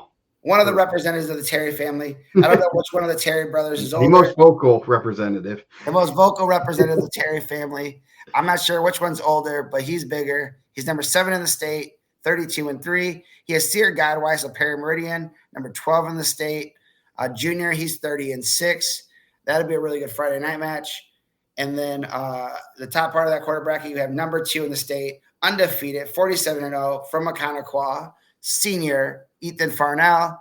And not in the rankings, the lowest guy ranked in the semi-state to qualify for the state finals out of East Chicago, Alessio Retzloff of Penn, a junior. He's 26-12. Just kind of doing what Harper does, man. Just the guys that, just come out and they'll get through 10 losses, go down there and make some noise. That's the Brad Harper way when he's back in the country, it sounds like. Yep. When he's not doing like the the Sugar Star or on the Tug of War or what else is in the Squid Games? I have no clue. I've never watched it. You don't like Korean television, eh? Okay. No, not really. You don't want to know who wins the Squid Games? Well, I will when he's on it. Well, I got to figure out when he's going to be on it. The show, not the actual, I don't think they're killing people. Obviously, he's back. Yeah, well, possibly. Maybe they just cloned him. Could be. Nah, that was Brad all the way. That's a really good quarter bracket. I think 190 is one of the coolest weights. Moving on down, we got number 5 ranked in the state. He's a junior. He's 37-2. His 2 losses, Cesar Salas, Kyle Hart in Indianapolis Cathedral. Sounds like he's a pretty good football player. I heard it several times during the bracket reveal show. He'll have number 10 in the state, Colin McMahon of Columbus East, a sophomore, 35-7. Did they hit each other at the Al Smith? Yep, twice. And Hardin won both of them. Hardin with 2 of those 7 losses. Moving on down, we have Xavier Palacios. I was informed last week that at number 8, he is underrated. So he'll have a chance to prove his ranking wrong, which I'd be happy for. I like the Belmont Braves. I'll go have me a hams with my boys. They can tell me. And he'll have Zach Johansson trained, or Frankie Porsche trained, or Eric Keith trained, or Brian Wesley trained, or I don't know. There's a bunch of coaches over there. Aiden Granger of Hobart, junior, 27-8. Was able to get in the lineup. I know they had some injuries. Alex Tatum was a freshman state qualifier. Tatum will be back next year. He just wrestled freshman sophomore state qualifier. And Granger, a junior, he'll be back. So Hobart got some pretty good big guys. Number 20 in the state. That'll be a good one. I don't believe they hit. Did they hit it Al Smith? I know Granger was in the lineup. No. Yeah. Coach Johansson threw a little bit of shade. I sent a video to Joe. I'm on the mic. I said, you know what? He said, tell Joe. I said, cool. I got this thing. It's called a cell phone. I can video you, and you can tell him and send it to him. Yes. And then he No, did. they did not wrestle unless Granger didn't have a profile at that time and they didn't put it in. I'll double All check. four of those guys were at the Al Smith. Kind of speaks to the depth of that tournament. Yeah, they're all in the same quarter bracket. That's crazy. Let's double check. I do not believe they met. Moving on down. Bottom quarter bracket there, you have Dylan Crawl of East Noble, not ranked. He's a senior. He's 31-10. He'll open up with Devin Kendricks of New Prairie, number 6 in the state. You might remember Devin Kendricks from his old stomping grounds, Mount Vernon. He's at variety. Yeah, he's a Newcastle. He used to make his way through Newcastle. Now he's making his way through East Chicago. He's a senior. He's 37-4. He's really tough. He has a pretty offensive style, which is really cool. Good hand fighter. He was awesome at the Al Smith. And then the top part of that quarter bracket, you have Gray Wiley of Roncalli. No ranking next to him. I didn't have him ranked. Howie's is tuned into the Roncalli. What are they? They're not the Rebels anymore. What are they now? Royals. Why did they change from Rebels? Because Rebels are Confederates. Yes, I guess. I thought it was named after a Billy Idol song. How wrong was that? Huh. The things you learn. Yeah, so, learn something every day. Yeah, so I believe he's a Roncalli Royal, and I believe Howie was a Roncalli Rebel, right? Yes. So he's still a Rebel. Still a Rebel. You know, he'll be there Friday night at the hangar. You can come see Howie. Yep. He'll have number 1 in the state, number 1 in the semi-state, 32-3. Gunnar Henry of Brownsburg. All his losses came at 2 of his losses came at Ironman 1 to Kressel. Super good human being. I think better than he is a wrestler. He's a really good person. He rides bulls. So if you look at his track wrestling profile, he doesn't have a wrestling picture. He has him out there. Does he ride bulls? Does he ride horses? What does he ride? He rides bulls and horses, I guess. Good for him, man. That looks hard. Yeah. I seen 8 seconds. It looked tough for Lane Frost. Not something I'm trying to do. Didn't end very well for him. It didn't. I mean, got that good Garth Brooks song though. Yeah. So good weight class, a lot of good matches. Kind of curious to see how the matchups go. And so we are getting it on 215. Starting up top, you got Travis Hankey, Northridge, undefeated senior, returning state placer. He has Talon Gardner of Winnemac. He ain't afraid of a headlock. He I don't know if it's headlock. He's not afraid to hit. I think he's just out there throwing it to the wind. Big, he's strong, he's fast, he's big. Winnemac Warriors. Julian Burgett, Fisher's number 14 versus Jet Goldsberry, one of the best athletes in the state. That's pretty much an understatement there. I don't know if he can dribble a basketball, but he'd probably be awesome. I bet he could. I bet. I mean, maybe not. He probably knocked down some threes, right? Yeah. Yeah, he's a freshman, sophomore state champion. That's a interesting one on Friday night. Julia Burgett's really tough. He was at the Carnahan also.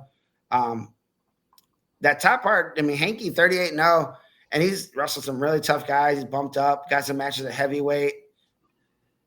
It's the Winnemac way. I blame Fair Oaks Farms and the farmhouse over there. Tomahawk T-bones. I almost sent that to you. I'm gonna send you that picture, and then that'll be a tough one. So Hankey undefeated. That could be an interesting one with Goldsberry and Hankey in the quarter bracket. Hankey looks like he's pretty big and strong in his Indiana. I'm pretty positive he plays football too. Probably more lineman, not the quarterback. Not very often you see a quarterback having success in actually wrestling and then being pretty good. You think Jet's going to wear a red jersey out there? You're not supposed to hit the quarterbacks and let him know? Nah, he's going to get after it. That was a bad joke. That didn't land well. Let's edit that out on the rebound. Yes. Yeah, Goldsberry beat Caesar South last year at Folk South State. He beat the Clan Guard at heavyweight, beat Caesar who's at 190. Pretty good day there. Yeah, he had a tough draw last year at the semi-state. Beat McMahon and Reading at Folk South State or at Fresh Soft State. Semi-state, he lost McConnell 4-0. End up running it to the finals. Yeah. So, they wrestled at Spartan Classic finals, where Hanky won 5-2. There we go. Forgot about that. Thank you, Jeremy Bain. Yes. Represent. So, should be a good quarter bracket, and should be interesting there. Then you go down, number 5, Jaden Bartosek from Hanover Central, Austin Ringheisen from Mechaniqua, Kellen Fleur, sophomore from Franklin Community, the Fighting Tantes, and Andy Warren versus Perry Meridian. So Tante, going against his former protege coach, so that should be an interesting one. I think when he was an 8th grader at ISWA. I mean, I don't know. I know Michael Pasternack's been catching some of these strays. I'm gonna say this as nice as I can. Some of those guys take a gray shirt year before they go into high school, and they have to wrestle cadets before they're even in high school. So they are these same age, literally. They both will turn 17 sometime this year. One's a junior, one's a freshman. So Jet's a little young for his grade. So it wasn't at freshman sophomore state. It was at ISWA. Yes. So Fleur and Andy Warren. I mean, Shetley and Tante, those guys know each other pretty well. Yes, they do. So it's going to be like one of those things. They're both going to be trying to throw headlocks and hit each other on the shoulder. No, I don't know if they both throw headlocks like that. I'm sure they have some big moves in their arsenal. That could be a really good one. Ringheisen, 4 of his losses, most of his losses are in the state tournament. Bartosek, his only 2 losses to Abad, I believe. No, he had 1 to Reading, 1 to Abad. 1 was at the regional, 1 was in the duel. So that's a pretty good spot for those guys. That's a tough quarter bracket right there. Yep. 3 of 11, 15, 16 losses are to Hoover, and then 1 is to Hanky. So not bad losses. So go down, Mr. Brewer. Go ahead. Oh, me? Yeah. Number 2 in the state, Caden Brewer, Brownsburg, senior 33-3, returning state medalist. He has Kane McLaughlin of Zionsville, senior 35-8. He's number 20. In the bottom part of that quarter bracket, you have Hartley Hoover of North Miami. He's number 13. And you have Austin Reading, a junior from Crown Point. He's number 15, 13, 20, and 2. Brewer wrestling really well.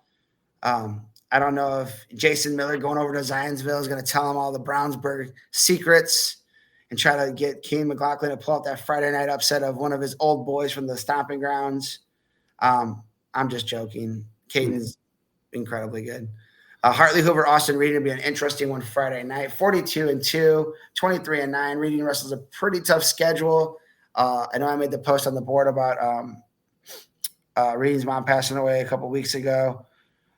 Pretty sad story, but Austin's wrestling really well right now. So that'll be a good one. Hartley Hoover's also wrestling really well this entire season. So North Miami has 2 wrestlers. Can you tell me when the last time they had a state placer was? I don't feel like it was super long ago. I'm going to go circa 2011. Not even close. 95. Oh, I wouldn't have got that. What was the number 1 song in 1995, you think? I don't know. You know, the last time Eastside's the only other one in the night. Well, there's 3 schools without a placer at state: Hammond Central, Madison Grant, Switzerland County. Then you have North Miami at 95, 1996. Derek Miller for Eastside's their last placer. So Lincoln Carter trying to follow in the great Derek Miller. Derek Miller was under the lights twice. So all right, I'm gonna find out what the number 1 song in 1995 was. I'll get on that bottom quarter bracket. I'll talk about Noah Weaver. What do you think it's going to be, Boys to Men? Ooh, it is Boys to Men on Bended Knee. Let's go. February 95. That was a Hail Mary. I got that. That was pretty good. Star for the day. Yeah. Noah Weaver. Little wins, my friend. 45-1. He his only losses at the Iron Man. He'll have Ethan Schrainer, Tell City. Tough road for him. Number 7 in the state. Malachi Evans, number 18 from Penn. He'll have Derek Morrison from Wawasee. I do not believe they saw each other at the I think No, they looked at it, but I don't think they did either. Derek Morrison, an Al Smith finalist. Malachi yes. Evans, an Al Smith placer. No, they Uh, did not.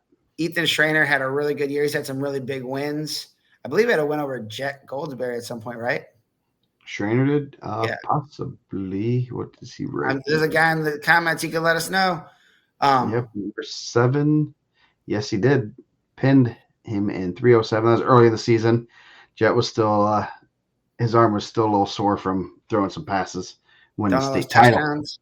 Yep. Noah Weaver, yeah. Fine. If you're Schreier, that's not what this draw you want. Returning state champion.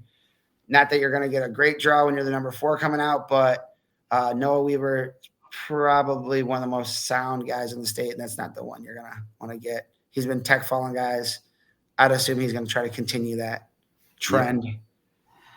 Last weight class, the big guys. Saving the best for last. This is another weight class I'm excited because I can see this is another one of the styles are going to clash, and I have no clue what's going to happen. This is where pick'ems are going to be won right here. If you can somehow get all 8 of these guys and get them in somewhat sort of their general positions, it'll help you in pick'ems. So Caleb Evans, Joe Maverick, first round. They wrestled at the Shamrock Slam, where it was an ultimate tiebreaker match or double overtime. It was overtime at least, where Evans won. Then you got Brandon Brewer, Northview, number 23 versus number 1 Lucas Zaborski. So that could be a real good one.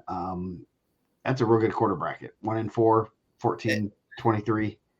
Maverick and Evans Friday night's gonna be a really good one. Obviously, they've already wrestled as tight, and now I got a shaved ice bet on it. So, or Kona ice bet on it.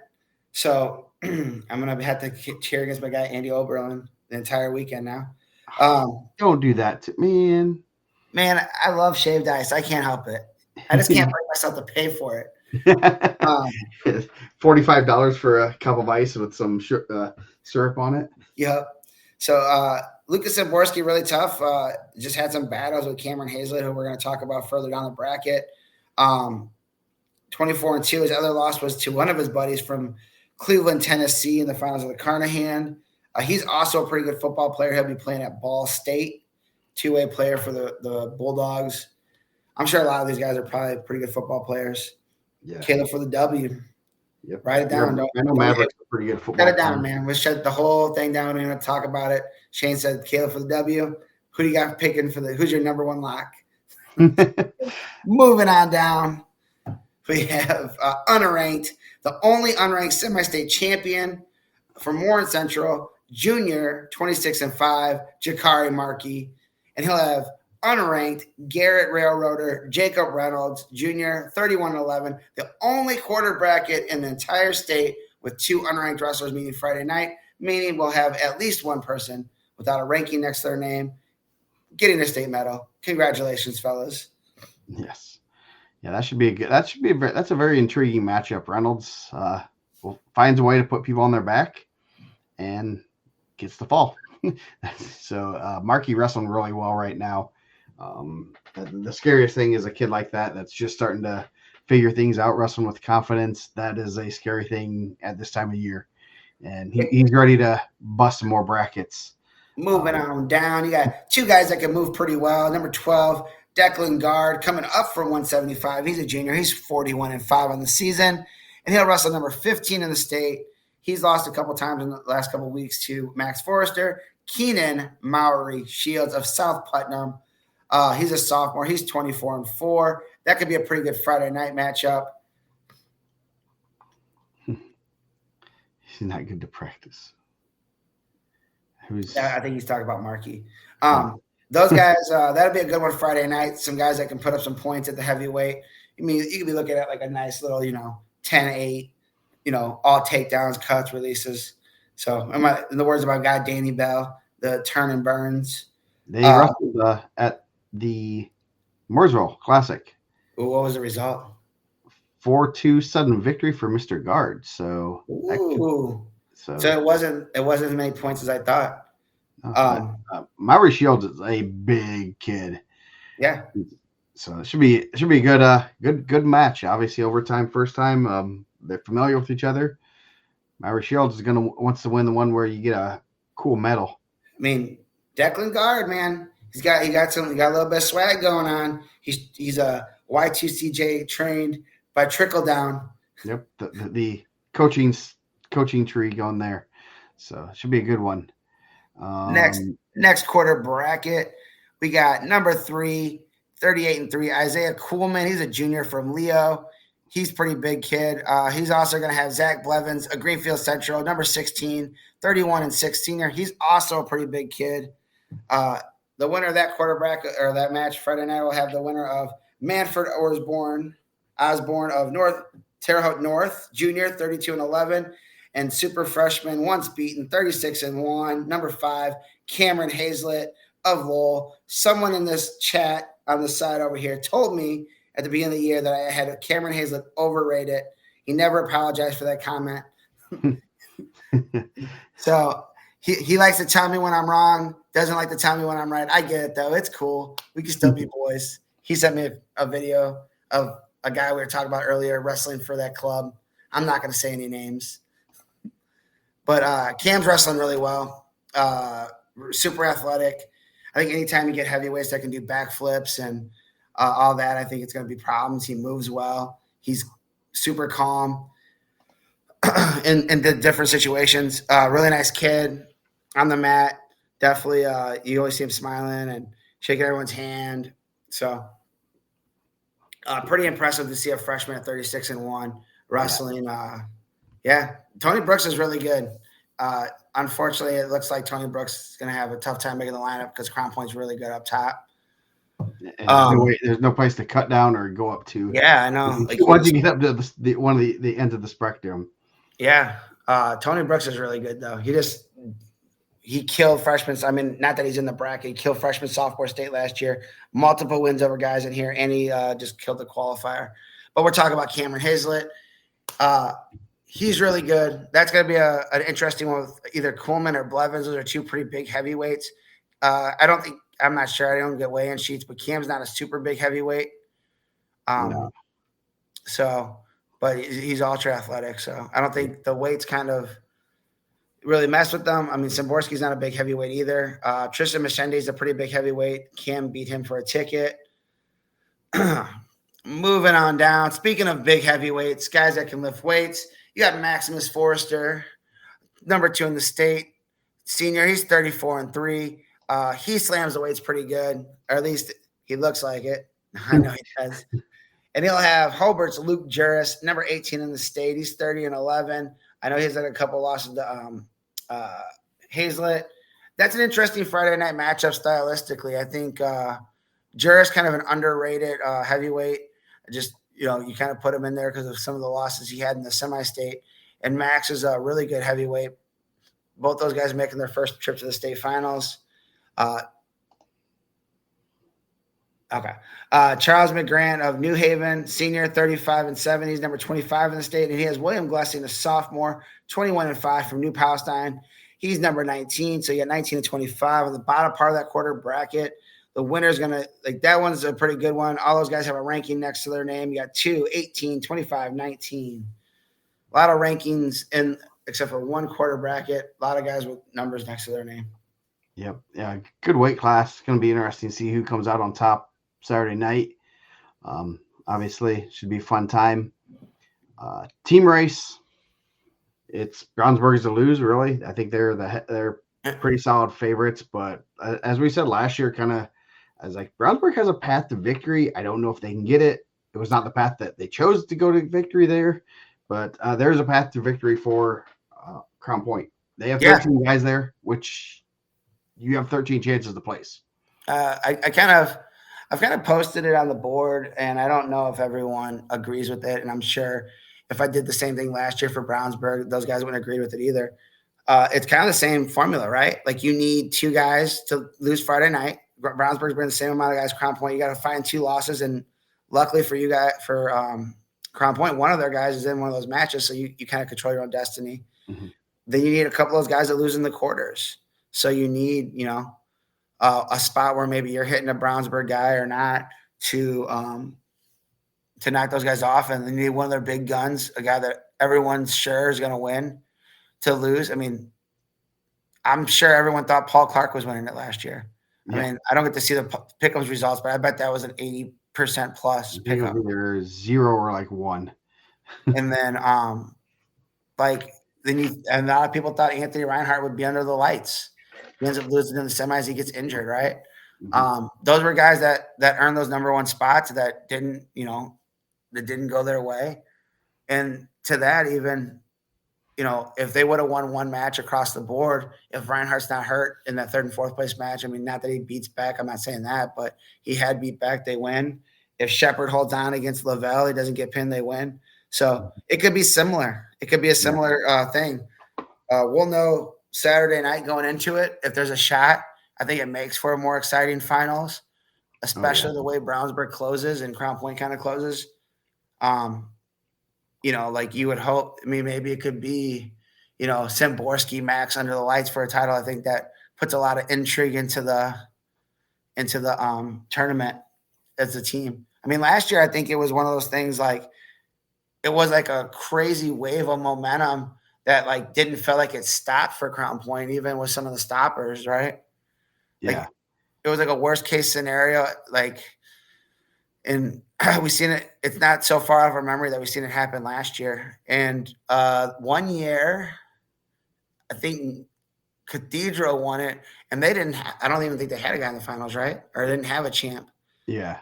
So They just kind of beat it with the numbers. Yeah, and funny thing is Crown Point or Center Grove, sorry, has found a way the last 2 years to kind of grab the second place medal plaque, I guess, and they're just kind of slow and steady, and I think it's probably good for them. They're not really shy, but I mean, they're like, hey, we're just gonna go out there and wrestle, see what happens, and they wrestle well at state. The last few years they've really turned it on at state, and they peak at the right time. So you can't count them out. They got 9 guys there. You got nine shots, and that's a lot. That's a lot of points. For as good as they've been, and I'm not in the Indianapolis area. I think that was like one of the points I was trying to make today on like that rankings post. I think that'll be my rant. I'm gonna do a quick rant at the end of this. Center Grove, I don't feel like they go on there and like kind of parade around as much as some of the other teams, right? Like there's a lot of Crown Point talk, and Crown Point gets a lot of hate for that. And Brownsburg has some of the most vocal fans, not only on the Guerrilla Radio, on the page, probably the most vocal fans overall, right? But I don't really see that from Center Grove a lot. And maybe you banned all their guys. I don't think I did. I don't know. Maybe I did. I'm sure Coach Swain likes that those guys, those other squads are being talked about, like that they can't be beat, and they keep sneaking their way into that match and getting that trophy. And it's probably one of those things that you can create like a chip on your shoulder and say, hey, like, why aren't we being talked about? We have 9, we had 11, we have 9 guys that could probably get medals, right? Yeah. Daniel Brown can get a medal. Justice Thrasher can get a medal. Royce Malone has a medal. Daniel Brown's in a good spot to get a medal. Eddie Goss got some medals. Peyton Hornsby's got a tough one, but he's pretty tough. Who else? Julian Weems has a medal. Silas Stitz has a medal. And I'm missing one more. I'm sure. Who's the 9th that I'm missing? 6, 13, 20, 26, 32, 44, 57, 75. Hornsby, Stitz, Weems. Got Weems, Stitz, Hornsby. Did they only get 8? Goss, Dominic, Royce, Thrasher, and Daniel Brown. Okay, I guess maybe they only have 8. They have 8 guys that can get medals too, and the more guys you can put in the semis, I think the better chance you got. And those guys, obviously, Brownsburg's really good, and they're not going to be in the same quarter bracket as the Brownsburg's guys. That's kind of got them the last couple of weeks. Yeah, sorry, they do have 8. My bad. But yeah, they have 8 guys that can get medals, and you get 8 guys to the Saturday. Anything can happen. We've seen momentum go crazy ways. They have some good lower weights that could kind of start things off on the right foot, and Next thing you know, they have 6 or 7 guys in the semis, and they might be in the lead. I mean, they could very well get on a roll, and next thing you know, they're in the lead and in control of their own destiny. Yeah. So, And wouldn't that be some stuff, man? Like we did all this talk about CP and Brownsburg the whole year, and Center Grove beat Crown Point at the duel, and we still kind of overlook them, and then they sneak right in there, and maybe they can make a run. Yeah, maybe Coach Swain and all them need to get some burner accounts on IndianaMat and start hyping themselves up. I think they like living on the underground, right? And they Yeah, use it as a chip. yeah, I mean, they have a lot of guys that think they can get into the semifinals. yeah. I mean,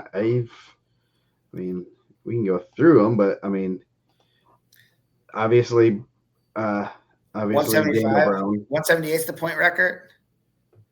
It's something like that. I think I'd have to. I closed my one window. My rant is like I understand that like we move the rankings up to 25, and I think like the rankings gets lost. I think the meaning of the rankings gets lost on the people that are unranked that like to throw that shade about the rankings. Like it's not like a disrespectful thing. We're trying to recognize the hard work of the guys in the state. And I think that's like the biggest thing that I don't think people are looking at is that the more guys we rank at the end is to kind of hope to recognize those guys. Like, do they get through? Great. I mean, you know what would the rankings look like if we just did the top 10? Yeah, they'd be I pretty bet darn they'd be good. pretty accurate. Yeah, yeah. And if you took out the guys that miss weight, they'd be a lot more. I bet we're probably closer to like 90%. Yeah, I'm sure. I mean, we could go through it pretty quickly. Yeah. So like on the flip of that, like, oh yeah, like and dude, I get it, man. Like you want to diminish, like they're like, oh, you rank 25, so your numbers are inflated. You're actually 70%. Like, okay, cool. We're trying to give recognition to people, but I could take away the 15 and probably just rank 10, and then it'd be pretty good. Yeah, yeah, exactly. Yeah, I think people. I don't know. There's some people out there that are trying to like put shade on kid and our when you told me the first time, should I rank 20? It's like, oh, we kind of stuck. Sometimes they're like, we've always done 16, but you know what? We're giving 4 more kids Yeah. recognition for great seasons for their work, and it's been 3 years maybe that we've done 20 pretty much the whole season, and then the past few years also we've done 25 at the end. You're like, man, we can go 25 on these. And again, we're giving accolades and showing off these kids that work hard. Give them the recognition they deserve, and more kids that get that recognition. College coaches are on the site a lot. Yep. A lot of people are, and it's pretty cool to see. And I know there's a lot of people that like it. Accuracy, whatever. The accuracy is pretty good. There's no other way around it, especially when we lock them. Anything that crazy happens, injuries, missing weight, upsets, everything that goes on in the state series, we have no clue what the brackets are at semi-state. Yeah, so I think I looked at a couple things. Like I'm not gonna even pretend to say like, oh man, put X school in there. Like I'm not going to the furthest parts of the state to see all those matches. So like there's guys that I'm gonna see this week. It's be the first time I see them. I'm not gonna lie, I haven't seen a single South Putnam match this year. Keenan Maury Shields, just result wise, I know his results are good. I haven't watched a single one of his matches. Yeah. So I'm gonna be just as surprised to see him on Saturday as I would be anybody else. I think that like when you look at that, like you're like, I think you hit it on the nose. That's not my pick'ems. And if you go by the rankings, you're probably not going to do as good in the pick'ems because I can't move people around based on like who they wrestle and what results they have. But my pick'ems are normally north of 80%. Yes, yeah, I think I did. I figured it out. You're 80%, 82% this past week. So like, and I would tell you if you look at the East Chicago semi-state rankings, which I do, I think I only missed 2 guys that were in the ticket round. Mm-hmm. So I think that like when we're looking for recognition for those guys, it's not a pick'ems, which I do incredibly well in. I've done incredibly well in, not like as good as some of the other guys. Obviously, those guys become pick'ems legends. I used to do a lot better when I had less information because now I gain relationships, and I feel bad for picking against my friends. Yeah. But I've won a couple of those pick'ems titles. I've won a couple of semi-states. Like, I think we dig into the results as much as anybody, and we try to like make it as fair and accurate representation of the state. I haven't watched a Franklin County match all year, and I'm not going to lie to Cole Freeze and Colin Troyer. Like, I haven't watched a single one of those guys. I'm incredibly happy for you guys. I would tell you that I haven't got an email or a text or an instant message or anything, a private message on IndianaMat about Franklin County. If they want to fly under the radar, they got it. Yeah. I'm happy for those guys. I'm happy. I wasn't a guy that was ranked. Me and my brother were talking about it today, like when all that was kind of going on. He's like, do you think that you would have been a guy that you would have ranked? And I said, like, maybe early on because I was a returning semi-state guy. I lost to the number one ranked guy in the state. But, like, I took a loss pretty early that would probably knock me out of the rankings for sure. I bumped it up once, and, like, I think that would have knocked me down, and then definitely, like, my second loss would have knocked me out. So I wouldn't even rank myself. Yeah. You want to rank yourself. So, yeah. I think that that's like one of those things that always comes up every year, especially this time of year, where like people love to say the rankings don't matter, but the first time a ranked guy goes down, they're the first ones to run to the internet and talk trash about the rankings. Yes. If they don't matter, don't even talk to me about them. If you're one of those people that say the rankings don't matter, don't text me. Don't send me a message when you're like, we don't care about rankings. They don't mean anything anyways. Cool. Then don't talk to me about it. Talk to me about baseball. I'm pretty versed in baseball. Yes. I'll tell you a lot of baseball stuff. We'll talk about football. We could talk about art. We could talk about music. We could talk about, I just hit Boys to Men from 1995. Talk about what the 90s are like. But if you're the person that's constantly telling me you don't care about the rankings, and then the first time you don't like the rankings, you come at me real hot, like that's stupid to me. Don't waste my time. Yeah. If you like the rankings and you enjoy them and you understand that they're for recognition more than like us patting ourselves on the back, then yeah, let's talk about it, man. I love it. I love doing them. I like that they're in the magazine. I like that kids enjoy being ranked. I like that kids are coming up to me at tournaments and asking Joe to unblock them on Instagram for no reason. It wasn't even blocked. I don't know. Someone else a week ago or whatever, a couple weeks ago said something like, "You have me blocked." I go, "No, I don't." And then I like followed them.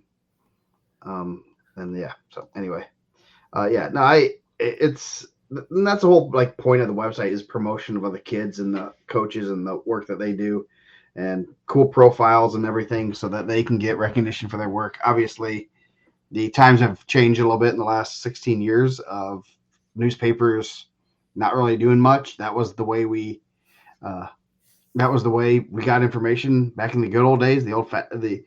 Bring back Brian Waddle. Yeah. I don't like the rankings when they're wrong. Nice. So, but we're here to promote the sport, promote the kids. That's why one reason we kind of stopped doing a little bit more predictions. You can probably figure out who we're leaning towards. Obviously, it's probably more ranking heavy, but at the same time, you can figure that out. We just don't do that just because you get too much slack. Oh, you picked our guy. And I've even seen someone saying, "Oh, you didn't give this guy any love, and you just have been overlooking." No, if you look at the resume, they had a couple losses. That's where he was. The other person was hired because they didn't have any loss. They didn't have losses. I didn't even know Coach Cook was lurking in these comments. I watched Ironelli and Cook today, state championship match when he was a freshman. Man, how come Tom Lambert didn't hit him for stalling? Coach Cook, you were firing him off, Jason. Yeah, I have to watch that one. So, Jason Cook was robbed of a state title. No, I don't know if he was robbed. Nick Ironelli, I think, got 2 takedowns early, but he rode those takedowns. I just woke up. Jeez, man, going on second shifter, man. He's been scouting, getting his guy Reed ready. I just want to know: does Jason feel like there should have been an earlier stall warning in that state championship match a cool 25 years ago? Yeah, I'll have to watch that one again. I did listen to that because I thought Iannarelli might be one of my names. It was on my early preliminary list. We did have there was one match that we kind of forgot about on our top state finals matches. Ooh, I know. I think I know what you're gonna say. I mean, I don't want. We had him on the pre-show, I think. Yeah, Cameron Saquon over Jason Edward Cook. That was one of the honorable mentions. It was a last cut, so Man, one of my least favorite matches was Jason Edward Cook over my boy Jeff Asbill in the semis of the Maryville Semi-State. Ooh. trying to take a kite in my kid's heart out there. Cook has no mercy. No mercy. No mercy. That should be instead of Jason Edward Cook, it should be Jason No Mercy Cook. Change that for me, please. Taking hearts. So I didn't mean to go hot on that rant. I just seen that today. I don't normally respond to that stuff, but I just felt like the flip of that. Like, we can complain about doing 25. I think it's defeating the purpose of what we're looking to do. But I think if we just did 10, it would be a lot easier. Yep. Yeah. Nice. I did not. He's my boy. I did not pick him to beat Nasco. That was in the old Paul Maldonado ride-in Pick'ems days. I didn't have him in the Matt Burns. Shout out to Richard J. Rest in peace, Richard J. I remember walking around and they had the boxes with all of the pick'ems. You did pick the champion stuff. You just filled it out and hoped you won. Hoped you got a phone call, I guess. I don't know how you. I think you got a free ticket to the state finals next year. Yeah. That's what I thought too. Who would have known? Who would have known? So, I guess we will be back Friday at the hangar. The address, we'll post a graphic again. The address is a couple blocks away from Gamebridge. We're going to be live on the mic, talking all wrestling, talking off the mic also. So I don't know. We'll probably maybe go for about an hour-ish and then socialize, get some food and and drinks and whatever. So it's going to be a great weekend. I'm excited for state. We're getting down Thursday night so that I can sleep in and finally get some sleep. He might not be wrong. That was a good group of finalists, man. Yeah. The 99 was a good year. Scott Maddox from Taylor. I wrestled Scott Maddox at in freestyle. Kevin Whitehead said his school got tore down by a tornado. He had to drive 26 miles just to practice. Yeah. Andrew Bradbury. Man, you might have the best group of coaches going for you. You got Jason Cook, Andrew Bradbury.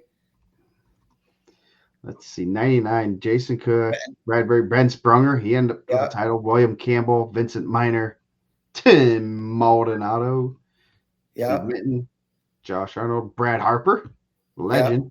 Nick that was a good match. That could have been one of my favorite finals matches too. Oh, yeah, that was a good match. I remember hearing about that. I wasn't there, but I heard about it. I think Harper came back from a broken forearm or something, right? Yeah, he was out most of the season. Nick Hardwick, Dale Griffin, Kevin Kemper, James Park was a pretty good wrestler for Elmhurst. Nick Hardwick, good center for. He probably knows John Goldsberry too, right? Yeah, good center for the Chargers for a lot of years. Yes, he was. So, there's some good. I was looking at these past few days. You look at in 99, there was one freshman in the finals. Some Jason the Heartbreaker Cook. There were no sophomores. Changing the game, man. 2000. There was Coach Cook can say maybe he did or didn't, but I believe he was drilling with Alex Sertzis at the semi-state, setting the tone for the future going forward. Nice. John Sheets was a champ as a freshman. The only other underclassman was Escobedo, who was a runner-up. So then you had in 2001, you had Craig Mackey, Graylin Early, Weinzaffel were all sophomores, and then you had Sertzis and Maurer, and that kind of just changed the game. But looking at, if you start going in the 90s, there's no nines. 98, you had William Campbell was a sophomore. Wrestled a pretty good guy, Stephen Bradley. 97, right? All juniors and seniors. 96, Stephen Bradley is a sophomore. Scott Hines is a freshman. And Talamontes was in the finals at 215 as a sophomore, which is pretty impressive. That's so impressive now. And then Schaefer and a couple others, but had a good pro career too. Now that not only did he go pro, he had like a really good pro career. Yes, really good pro career. So in '99, Alex helped him out. So look up, yeah. pretty. The future is going to be bright for the region for a couple of years. Yeah. So check out those brackets or those results there on HSA site. Go watch Coach Cook rocking the Kendall Crosses in the finals. Nice. Could have had him on here for the best shoes. So, any other rants before are we going to do a rant on Friday? I'll probably have one. I'll probably have a good one. You know, I don't know. We'll see. I'm partial to this shaved ice rant. John had a good point. There's nothing better than a shaved ice at Market Square Arena. Kona Ice is not the same. Kona Ice is not the same. That might be my rant. Kim used to like Ritter's. Kim like Ritter's frozen custard. They got rid of it there. We're not a fan of that either. Alex did not help him out in 2006. I bet, because he had to wrestle like Andre, right? Yeah. No, that's college. That'd have been in college. Oh. So, so we'll have a rant maybe. We'll have a mic rant. We're going to be. It just comes to me, guys. I'm sorry. Through the day. Yes. Especially this time of year when my phone's getting blown up with all these messages and calls, and Kim hates me because I can't get through a movie without taking some calls. Yep. We'll see you this weekend, Mr. Goldsberry. Maybe we'll have some more stickers, some Goldsberry Caprino stickers. Ooh, Handel's ice cream. I don't even know what that is, man. Ooh, Handel's is real good. Is that a Garrett ice cream? No, it's I think a chain. They have a couple of them here in Fort Wayne, and they're pretty good. I don't think we have one in the region here. Yeah, not tough enough. I don't know. They're good. Don't say that. Don't say that. Don't say that it's not tough enough to have an ice cream chain in our. It's The region doesn't like chain stuff. They are like mom and pops. I'll say that much. So there's some in Fishers and Carmel. Where's the closest one to us? Fort Wayne, Greenwood, South Carolina, Noblesville. South Carolina, Noblesville. Probably. Oh boy, it's officially probably took it out to South Carolina. He really liked it so much. So okay, yeah, they have some good ice cream. Anyway, we're gonna get out of here. We'll see you guys Friday all day. Everyone, good luck, safe travels. Hopefully the snow holds off. We'll see Mr. Johansson Friday and Saturday, hopefully, and see all you guys there. Be sure to come up and say hi to us. These We're ice not cream friendly. sandwiches, I'm just antisocial in person, so don't take that personal. Mike's my emotional support person when we're out socializing. Yeah, so we'll make it happen. Yep. Don't come and yell at me, please. So thank you guys for joining us for another episode. We'll see you Friday.